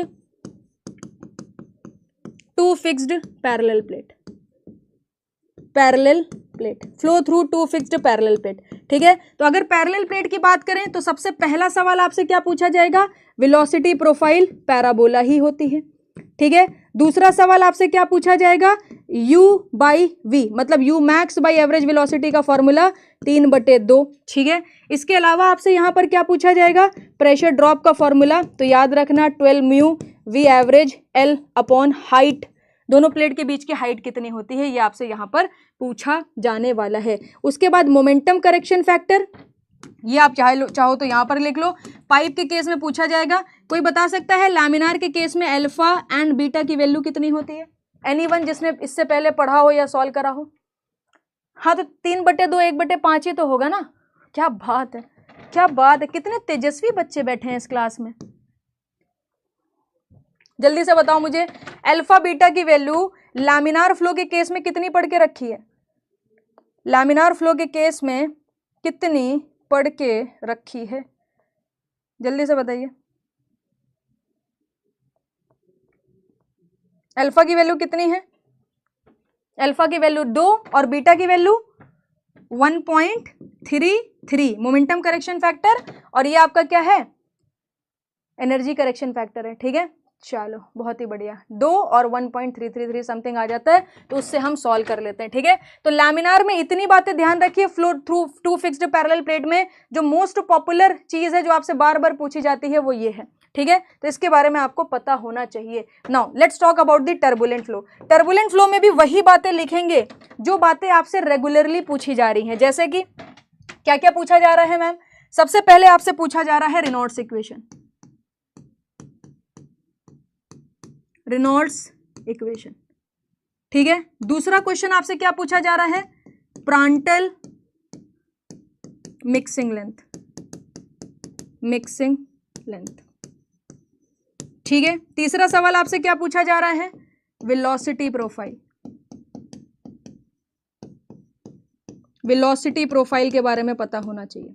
चौथा सवाल आपसे क्या पूछा जा रहा है? Laminar sub layer thickness, laminar sub layer thickness. पहले देख लो क्या क्या चीजें लिखनी है। Laminar sub layer thickness. ठीक है, पांचवा सवाल आपसे क्या पूछा जा रहा है? Hydrodynamic, hydrodynamic, hydrodynamic rough and smooth surface, rough and smooth surface. ठीक है, ये कुछ चीजें हैं जिसके बारे में आपको पता होना चाहिए in the case of turbulent flow. ठीक है, in the case of turbulent flow ये कुछ चीजें हैं बेटा जिनके बारे में आपको पता होना चाहिए। जैसे कि अगर रेनॉल्ड्स नंबर की बात करें तो फॉर्मूला होता है रो यू डैश वी डैश, एक ये फॉर्मूला ध्यान रखो। दूसरा चीज प्रांटल मिक्सिंग लेंथ की अगर हम बात करें तो ये होती है L बराबर 0.4 टाइम्स ऑफ Y। एक तो ये चीज पता होनी चाहिए। फिर इसी को जब यहां पर पुट करते हैं L बराबर क्या मिलता है? ये मिल जाएगा, just give me a second, L बराबर होता है du बाई dy। चलो पहले ये लिख देते हैं। देखो जरा, यहां पर जब आप टाउ की वैल्यू निकालोगे तो क्या आता है? रो L square du by dy। ठीक है, तो इसका मतलब है कि प्रांटल मिक्सिंग लेंथ से हमने क्या सीखा कि u डैश v डैश जो है वो L du बाई dy के बराबर होती है। इसी के साथ साथ हमने वेलोसिटी प्रोफाइल यहां पर क्या सीखी थी? वेलोसिटी प्रोफाइल हमने यहां पर सीखी थी कि वो लॉगरिथमिक आने वाली है। ठीक है, वेलोसिटी प्रोफाइल क्या होगी? लॉगरिथमिक आने वाली। देखो जरा, देखो जरा, यहां पर जो वेलोसिटी प्रोफाइल होगी वो आपकी लॉगरिथमिक आने वाली। ठीक है, क्या होगा ये? Logarithmic, logarithmic. ठीक है, ये जो वेलोसिटी प्रोफाइल आई है, इस वेलोसिटी प्रोफाइल का फॉर्मूला क्या होगा? इनर्शिया फोर्स कब सिस्टम में आता है? हमेशा इनर्शिया फोर्स रहेगा। फ्लूइड फ्लो हो रहा है, उसके पास मास है, एक्सेलरेशन है, हमेशा रहेगा, मगर वो डोमिनेट करेगा तो टर्बुलेंट फ्लो का केस बन जाएगा। ठीक है, तो यहां पर वेलोसिटी प्रोफाइल वैसे पूछी नहीं जाएगी, तो आप इतना ही ध्यान रख लो। लैमिनार सब लेयर थिकनेस क्या होती है? 11.6 nu upon v star. V star क्या है बेटा? शेयर वेलोसिटी है। शेयर वेलोसिटी का एक फॉर्मूला ऑलरेडी हम पढ़ चुके हैं। शेयर वेलोसिटी होती है under root tau naught by rho, या फिर रख सकते हैं under root f by 8 into v average. ठीक है, रफ एंड स्मूथ बाउंड्री का केस ध्यान रखिए। अगर बेटा यहां पर k बाई डेल्टा की वैल्यू, k क्या है? एवरेज हाइट ऑफ रफनेस है, डेल्टा स्टार क्या है? ये आपका कहलाता है लैमिनार सब लेयर थिकनेस। अगर इसकी वैल्यू 6 से ज्यादा है तो आप मुझे बताइए कौन सा बाउंड्री बनेगा? स्मूथ बाउंड्री बनेगा कि रफ बाउंड्री बनेगा? और दूसरा क्या कहलाएगा? k बाई डेल्टा स्टार की वैल्यू लेस और इक्वल टू है 2.5 के। ठीक है, इक्वल टू हटाई दो, लेस ही रखो, 2.5 के। तो अगर ये 0.25 है, शायद 0.25 है। अगर ये वैल्यू बड़ी है तो स्मूथ सरफेस कहलाती है, स्मूथ सरफेस कहलाती है, और इसके केस में क्या हो जाती है? रफ सरफेस कहलाती है। 2-3 बातें बहुत गहरी पूछता है। स्मूथ सरफेस के केस में जो फ्रिक्शन फैक्टर है वो किसका फंक्शन है? याद रखना, friction factor is only a function of Reynolds number. Rough pipe के केस में friction factor is a function of average height of roughness. Transition, इसके बीच में अगर ट्रांजिशन मिलेगा, कभी पूछ ले ट्रांजिशन फ्लो में जो फ्रिक्शन फैक्टर है वो किसका फंक्शन है, तो ध्यान रखना एवरेज हाइट ऑफ रफनेस और रेनॉल्ड्स नंबर दोनों का ही फंक्शन हो जाता है। तो अगर ये रेनॉल्ड्स नंबर का फंक्शन है तो रेनॉल्ड्स नंबर की पावर इसमें हम कितनी कंसीडर करते हैं? कोई बता सकता है?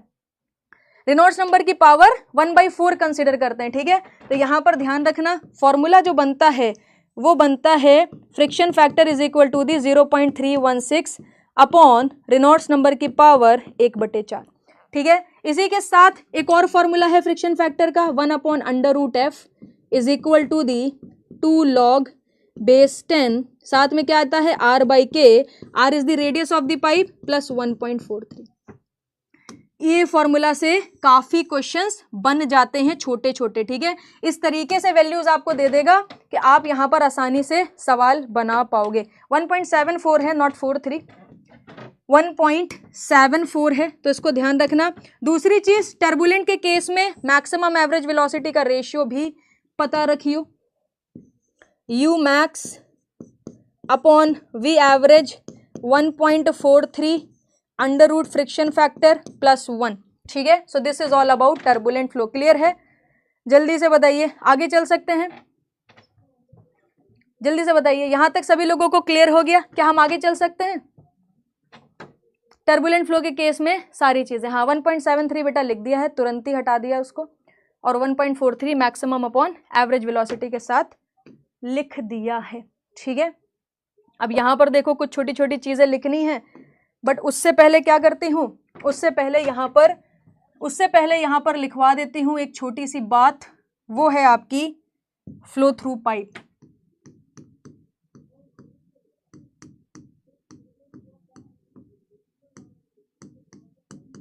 फ्लो थ्रू पाइप, ठीक है। ध्यान से समझने की कोशिश करिए, एक एक छोटी छोटी चीजें बताएंगे। सबसे पहले देखो कि फ्रिक्शनल लॉस हो रहा है, फ्रिक्शनल लॉस अगर होगा तो ध्यान रखना कि जो फॉर्मूला है लॉस का वो होता है FL_V² upon 2 into G into D, या होता है FL_Q² अपॉन 12.1 D की पावर 5, ठीक है। एक तो ये फॉर्मूला पता होना चाहिए। दूसरी चीज यहां पर पता होना चाहिए चेजीज कांस्टेंट। चेजीज कांस्टेंट के बारे में पूछता है। चेजीज कांस्टेंट क्या है? C बराबर अंडर रूट F/8 G, ठीक है। नहीं भाई, अंडर रूट 8G/F, और इसका फॉर्मूला क्या हो जाता है L की पावर 1/2 T की power -1। This is the dimensional formula of Chezy's constant, देख लियो, this is the dimensional formula of Chezy's constant, ठीक है। माइनर लॉसेस में आपको दो चीजें पता होनी चाहिए, ठीक है। तो माइनर लॉसेस की यहां बात कर लेते हैं। माइनर लॉस, माइनर लॉसेस में आपके पास 2-3 फॉर्मूलाज हैं। सबसे पहले मैं बात करती हूं loss because of sudden expansion. Formula होता है V1 माइनस V2 का whole square divided by 2G। दूसरा फॉर्मूला होता है V1 square by 2G 1 minus A1 by A2 का होल स्क्वायर। खूब सवाल यहां से पूछे जाते हैं। ये किसके लिए बेटा फॉर्मूला हमने लिखवाया है? ये लिखवाया है आपका सडन एक्सपेंशन, फिर यहीं पर सडन कॉन्ट्रैक्शन लिख लो, और फिर यहीं पर क्या कर दो, यहीं पर बात कर लेंगे पाइप बेंड के चक्कर में कितना आंसर आएगा, ठीक है। तो loss because of this sudden contraction, C की वैल्यू यहां रख लो। ये फॉर्मूला क्या हो जाता है बताइए? इसको क्या लिखते हैं? इसका एक बहुत ही सिंपल सा फॉर्मूला है V1 square by 2G 1 upon CC -1 का होल स्क्वायर, और एक आप लिखते हो 0.5 times of V1 square by 2G। बस ये दो फॉर्मूला ध्यान रखना। Loss because of the pipe bend ये होता है KV स्क्वायर बाई 2, ठीक है। इसके अलावा क्या पूछेगा आपसे? इसके अलावा आपसे पूछने वाला है pipe combination. Pipe combination, pipe combination बहुत ध्यान से सुनना, दो बातें बस यहां पर और बताऊंगी, ठीक है। इसके अलावा यहां पर पावर ट्रांसमिशन का फॉर्मूला बताऊंगी। ट्रांसमिशन ध्यान से देखना। अगर हम यहां पर पावर ट्रांसमिशन के फॉर्मूला की पहले बात कर लें तो ρQEG इंटू H, ये फॉर्मूला आपका यहां पर हो जाएगा, ठीक है। यहां पर दो कॉम्बिनेशन बनते हैं। सबसे पहला बनता है सीरीज कॉम्बिनेशन, और दूसरा आपका क्या बनता है? Parallel combination. पैरेलल कॉम्बिनेशन, ठीक है। अगर सीरीज कॉम्बिनेशन है तो क्या होगा? Q सेम रहने वाला है, और जो हेड होगा वो ऐड होगा, और अगर पैरेलल कॉम्बिनेशन है तो HL आपका क्या होने वाला है, सेम होने वाला है। अगर पैरेलल कॉम्बिनेशन है तो L equivalent upon D equivalent की पावर 5 जो है ये होता है L upon N square D की पावर 5। तो आप कई सारे n number of pipe parallelly जोड़ोगे और उसकी जगह एक इक्विवेलेंट पाइप लगाओगे तो उसकी लेंथ डाया यहां से निकाल सकते हो। ये होता है L1 अपॉन D1 की पावर 5, L2 अपॉन D2 की पावर 5, इसी तरीके से जुड़ता जाएगा और ये हो जाएगा L equivalent upon D equivalent की पावर 5। ये इक्वेशन क्या कहलाती है, जल्दी से बताओ कमेंट सेक्शन में लिख के। ये इक्वेशन क्या कहलाती है? What is the name of this equation? What is the name of this equation? क्या बोलते हैं? ड्यूपिटिस इक्वेशन। क्या बोलते हैं बेटा? इसको बोलते हैं ड्यूपिटिस इक्वेशन। ठीक है, खूब पूछा जाता है, एसएससी जेईई के पीवाईक्यूज देखोगे तो बहुत सारे क्वेश्चंस इससे आए हुए हैं। ठीक है, तो इतना ज्ञान जो है वो फ्लो थ्रू पाइप का आपके पास होना चाहिए। Now let's talk about the external flow. External flow में क्या क्या चीजें पूछेगा? सबसे पहला और सबसे इंपॉर्टेंट चीज जो ऑलमोस्ट एवरी ईयर आपको देखने को मिलती है वो क्या है? देखो जरा, यहां से लिखते हैं, ये बनाएंगे, ये बनाएंगे। ठीक है, अब आप समझ गए होंगे 3 डब्बे बनाए हैं तो मैम क्या करने जा रही हैं। 3 डब्बे बनाए हैं तो मैम लिखने जा रही हैं कि डिस्प्लेसमेंट थिकनेस कितनी होगी। ठीक है, डेल स्टार क्या होता है फॉर्मूला, 0 से लेकर delta 1 minus u by you infinity into D y. इसी के साथ मोमेंटम थिकनेस को थीटा से रिप्रेजेंट करते हैं, 0 से लेकर delta you by you infinity 1 minus u by you infinity into D y. ठीक है, एनर्जी थिकनेस क्या होगा, इंटीग्रेशन 0 से लेकर delta you by you infinity 1 minus U square upon U infinity का square into D Y. Momentum thickness, energy thickness और इसी के साथ साथ डिस्प्लेसमेंट थिकनेस। नाम लिखने की भी जरूरत नहीं है। अगर तुम नाम भूले जा रहे हो इसका मतलब है तुम्हें रिवीजन की जरूरत नहीं है, तुम्हें सब्जेक्ट पढ़ने की जरूरत है। ठीक है, तो नाम की जरूरत यहाँ पर आपको बिल्कुल भी नहीं है। इसी के साथ हम एक्सटर्नल फ्लो में 2 तरह के फ्लो की बात करते हैं। एक हमारा होता है लैमिनार फ्लो। जब लैमिनार फ्लो होता है तो रेनॉल्ड्स नंबर का फॉर्मूला क्या है, रेनॉल्ड्स नंबर 5 × 10 की घात 5 से कम आने वाला है। ठीक है, इस केस में जो हमको यहाँ पर वेलोसिटी प्रोफाइल मिलती है उसका नाम बताइए जरा, क्या है? What is the name of the velocity profile? क्या होता है? Name of the velocity profile होगा u by you infinity is equal to the, जल्दी से नाम बताओ क्या होता है नाम, फिर इक्वेशन लिखूं। याद है ना, non linear third order linear differential, non linear differential equation जिसका ऑर्डर थर्ड होता है, क्या होता है? 3/2 y बाई डेल्टा का whole cube minus 1/2 y by delta. नाम क्या है? Blasius equation. ठीक है, ब्लासियस इक्वेशन इसका आपको नाम देखने वाला है। एक बार इक्वेशन भी कंफर्म कर लेते हैं, कुछ भी ऐसा नहीं जाना चाहिए जिसमें कुछ एरर आ जाए। ठीक है, हाँ, 3/2 y by delta 1/2 y by delta का होल क्यूब, यहाँ पर क्यूब होगा बेसिकली, रेनॉल्ड्स नंबर यहाँ पर आपको क्यूब लगा देना। ठीक है, so this is all about Blasius equation. इसी ब्लासियस इक्वेशन की मदद से हम 2-3 चीजें निकालते हैं, जैसे कि हम निकालते हैं boundary layer thickness 4.64x upon under root Reynolds number. इसी की मदद से हम क्या निकालते हैं? टाउ निकालते हैं 0.32 कुछ समथिंग ऐसे करके आएगा। ठीक है, तो यहाँ पर एक्सप्रेशन लिखने से अच्छा है आप ये ध्यान रखो 1 अपॉन अंडर रूट एक्स का यहाँ पर रिलेशन आपको देखने को मिलेगा। देखो मैं कैसे बता रही हूँ, ये फॉर्मूला तो ध्यान रखो पूछ लेता है। ठीक है, उसके बाद ध्यान रखो ये directly proportional to delta x है, इससे सवाल बनेंगे। और जो शेयर स्ट्रेस है वो डायरेक्टली प्रोपोर्शनल नहीं है, वो इनवर्सली प्रोपोर्शनल है। शेयर स्ट्रेस जो है वो इनवर्सली प्रोपोर्शनल है अंडर रूट एक्स के। ठीक है, तो ये कुछ बातें हैं।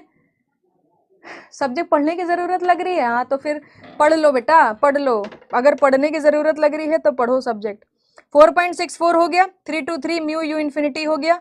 ठीक है, ड्रैग की ज़रूरत नहीं पढ़ने वाली। इसी के साथ कभी आपसे पूछ ले टर्बुलेंट फ्लो है, ध्यान से देखो ज़रा, टर्बुलेंट फ्लो है, अगर टर्बुलेंट फ्लो तो ध्यान रखना टर्बुलेंट फ्लो के केस में जो इक्वेशन पूछता है वो पूछता है u by you infinity is equal to the y by delta की पावर 1/7, और इसी को ही हम 1/7 पावर लॉ भी बोलते हैं, ठीक है ना। इसी को ही हम बेटा क्या बोलते हैं, 1/7 पावर लॉ बोलते हैं, ठीक है। टर्बुलेंट फ्लो की बात हो गई। अब टर्बुलेंट फ्लो के केस में आपको वैल्यू नहीं देता है, जनरली इंपेरिकल फॉर्मूला हम इस्तेमाल करते हैं। तो ये डब्बा बना लो जो कि आपको बहुत ज्यादा हेल्प करने वाला है इंपेरिकल के लिए। इधर आ जाएगा लैमिनार और इधर आ जाएगा टर्बुलेंट। बस इससे जो है ना दुनिया भर के क्वेश्चन आप बना लोगे, दुनिया भर के क्वेश्चन आपके यहीं से बन जाएंगे। सबसे पहला डेल्टा एक्स ध्यान रखिए 5x अपॉन रेनॉल्ड्स नंबर की पावर 1/2 है, और यहाँ पर डेल्टा एक्स कितना है जल्दी से बताइए, रेनॉल्ड्स नंबर की पावर बताइए। 1/2 है, 1/4 है, हाँ पानी पी लेते हैं बिल्कुल, जल्दी से बताओ रेनॉल्ड्स नंबर की पावर कितनी है। 1/2 1/4 क्या देखने को मिलता है,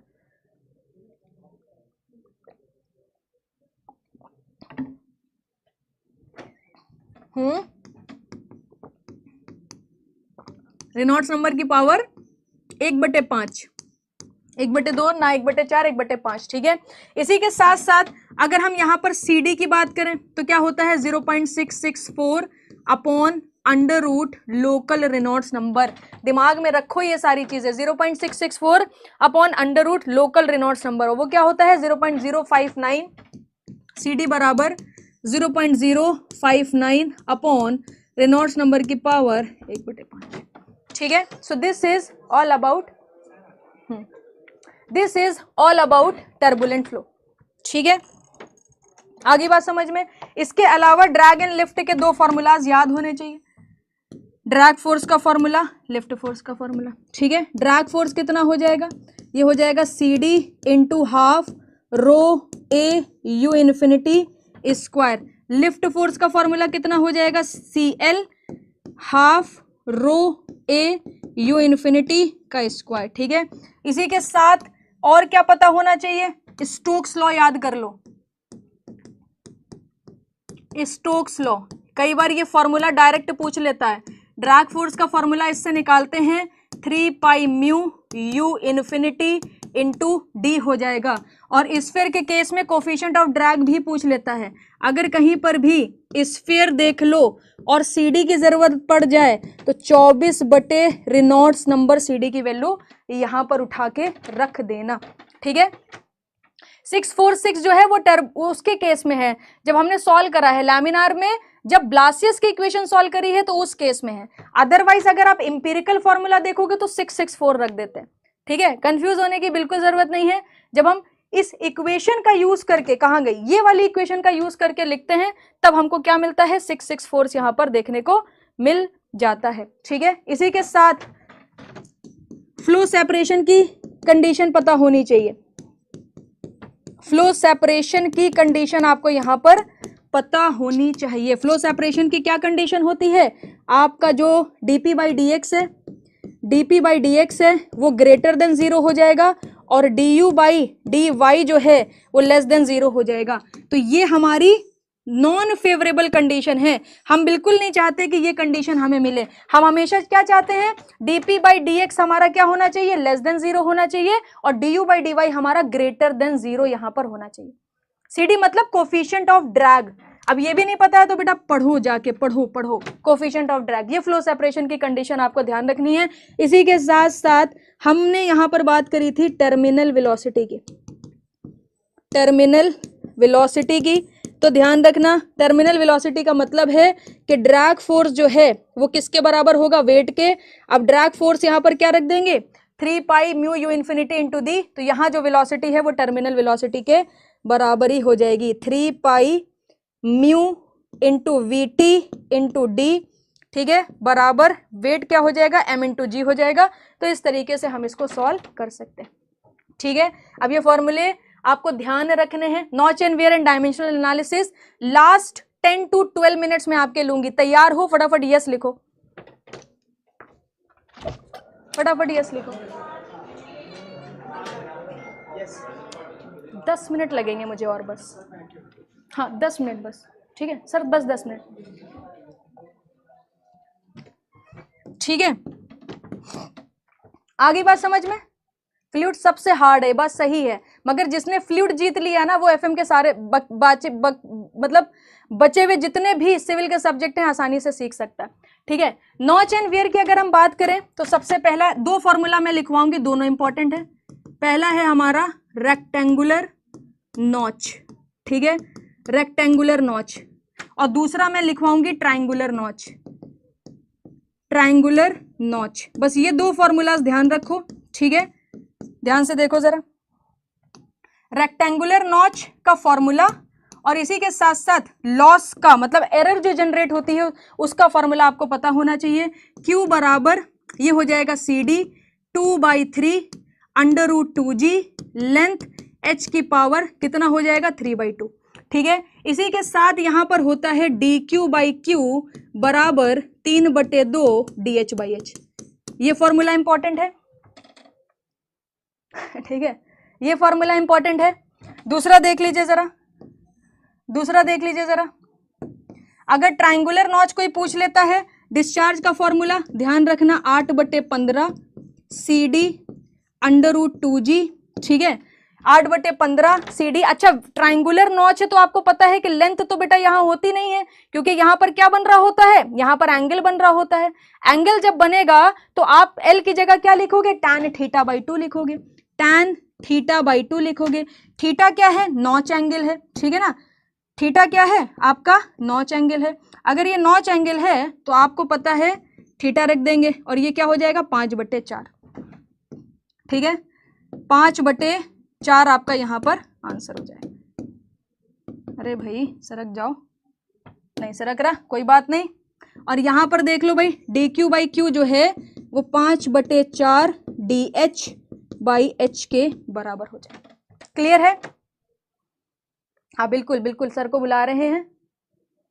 यहां तक क्लियर हो गया डिस्चार्ज का फॉर्मूला? अच्छा ठीक है, एक चीज ध्यान रखना, यही फॉर्मूला सिपुलेत्ती में भी यूज कर लेते हैं, ठीक है, यही फॉर्मूला सिपुलेत्ती में भी यूज कर लेते हैं, सिपुलेत्ती वेयर में। और इसी के साथ ध्यान रखना कि इसका जो tan थीटा होता है 1/4 होता है, 1 हॉरिजॉन्टल 4 वर्टिकल, ठीक है, 1 हॉरिजॉन्टल 4 वर्टिकल। कहाँ गया, 5/2 है, हाँ हाँ हाँ हाँ, 5/2, और यहाँ पर भी आपका क्या आएगा 5/2 आएगा, ठीक है, 2 ही है ना, 4 तो नहीं है, हाँ 2 ही है, बिल्कुल सही बात है, बिल्कुल सही पकड़े हैं आप। एक last discussion dimensional and model analysis से, एक लास्ट डिस्कशन और कर लेंगे फिर खत्म करेंगे, ठीक है। जैसे कि आपसे पूछता है रेनॉल्ड्स नंबर का फॉर्मूला, याद रखियो इनर्शिया फोर्स, ठीक है, इनर्शिया फोर्स, और साथ में क्या आता है विस्कस फोर्स। इससे क्वेश्चन खूब पूछे जाते हैं, तो इस वजह से लिखना जरूरी है विस्कस फोर्स। फिर मैंने आपको बोला था कि भैया आइलर की जिंदगी एकदम मेरी तरह ही हो रही थी, ठीक है ना, खूब परफॉर्मेंस प्रेशर था, पढ़ा पढ़ा के दिमाग खराब था, मतलब ठीक है ना, आइलर की जिंदगी भी बिल्कुल मेरी तरह थी। तो क्या कहेंगे कि इनर्शिया ऊपर ही रखो, इनर्शिया ऊपर ही रखो, इनर्शिया फोर्स ऊपर ही रखो, और साथ में नीचे क्या आ जाएगा, नीचे आ जाएगा आपका प्रेशर फोर्स, नीचे क्या आ जाएगा प्रेशर फोर्स आ जाएगा, ठीक है ना। तो ये हो गया। फिर मैंने क्या बताया था, फ्रॉड कौन करता है, फ्रॉड करती है ग्रेविटी, तो फ्रॉड नंबर क्या हो जाएगा, इनर्शिया फोर्स हो जाएगा, इनर्शिया फोर्स हो जाएगा, और डिनोमिनेटर में क्या हो जाएगा ग्रेविटी फोर्स हो जाएगा। फिर मैंने क्या बताया था, वेबर का मतलब रबर, रबर में क्या होता है टेंशन होता है, वेबर मतलब रबर, रबर में होता है टेंशन, तो इनर्शिया फोर्स तो वही रहेगा, मगर साथ में क्या आ जाएगा सरफेस टेंशन फोर्स आ जाएगा, सरफेस टेंशन फोर्स आ जाएगा। अब एक बहुत ही प्यारा सा नंबर बचा है Mach, Mach means macho man. Macho कौन था, SR के भाई, रब ने बना दी जोड़ी में, उन्होंने जो कपड़े पहने थे कैसा था, इलास्टिक थे, तो यहाँ पर क्या आ जाएगा इलास्टिक फोर्स आ जाएगा, इलास्टिक फोर्स आ जाएगा। अच्छा ऐसा नहीं है कि ये फॉर्मूलाज आपको पता नहीं है, इनर्शिया फोर्स का फॉर्मूला आपको पता है, ρL² V² होता है, विस्कस फोर्स आपको पता है μVL होता है, इनर्शिया फोर्स आपको पता है ρL² V² होता है, प्रेशर फोर्स आपको पता है PL² होता है, इनर्शिया फोर्स आपको पता है ρL² V² होता है। ग्रेविटी फोर्स कितना हो जाता है, ग्रेविटी फोर्स है क्या mg ही तो है, तो ρL³ इंटू जी हो जाएगा, ग्रेविटी फोर्स है कि नहीं, ρL³ इंटू जी हो जाएगा। तो ध्यान रखो ρL³ इंटू जी हो जाएगा। Rho L square v square, surface tension force क्या होगा, सिग्मा इंटू एल, और यहां पर इसको देख लो इलास्टिक फोर्स कितना हो जाएगा, के एल स्क्वायर। खत्म हो गई बात। बहुत बहुत आपका धन्यवाद। समझ आ गया सारी चीजें? जल्दी से मुझे बता दीजिए, क्लियर हो गया? खत्म करें, 2 घंटे मांगे थे, 2 घंटे मिल गए, 2 मिनट बचा है, खत्म सब्जेक्ट, खत्म हो गया सब्जेक्ट। ठीक है, कहाँ से शुरू करा था, यहां से शुरू करा था, देख लियो। सारी स्लाइड जो हैं ये मैं आपको प्रोवाइड करा दूंगी, कोई दिक्कत वाली बात नहीं है। ग्रुप बता देती हूँ, उसी में आ जाना। ठीक है,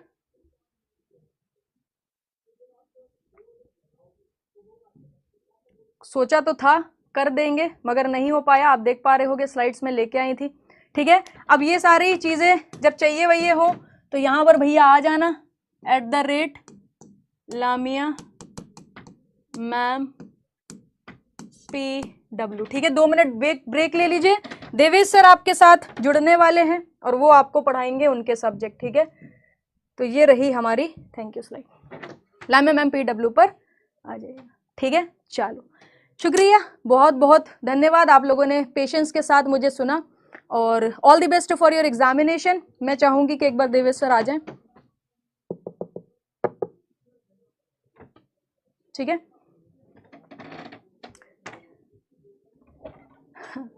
ठीक है, तो जितना भी पढ़ाया है वो आप अच्छे से करिए। देवेश सर आ चुके हैं, सर प्लीज कम। ठीक है, so all the best, good bye. Thank you ma'am. Sir मैं तो कहूंगी एक बार आप इसको रीस्टार्ट करा लीजिए। श्योर श्योर, एक बार कर दो फाइल। जब तक बच्चे 2 मिनट ब्रेक भी लेंगे।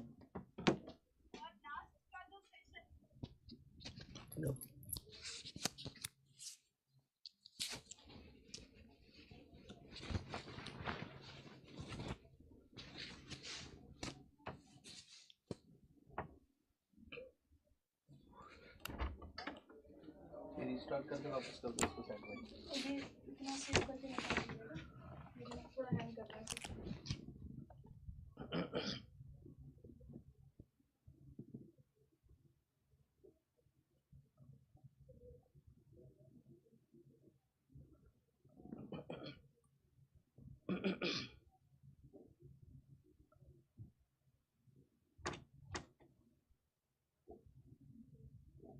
इसको एक बार रीस्टार्ट कर लेना ना सिस्टम को। हाँ सिर्फ इसको हटा दो। ठीक है, साइड ज़्यादा हो गई है, हैंग कर रही है, इसको पूरा ही हटा दीजिए।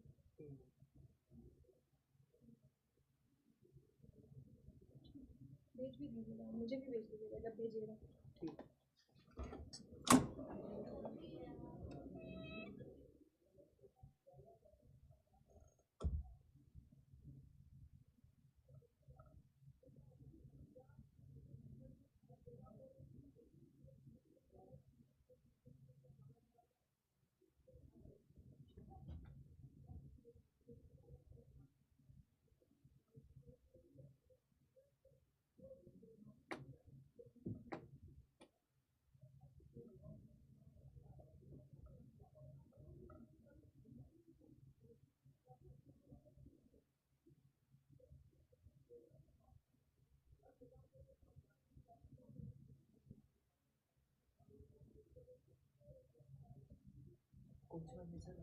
हाँ यही है।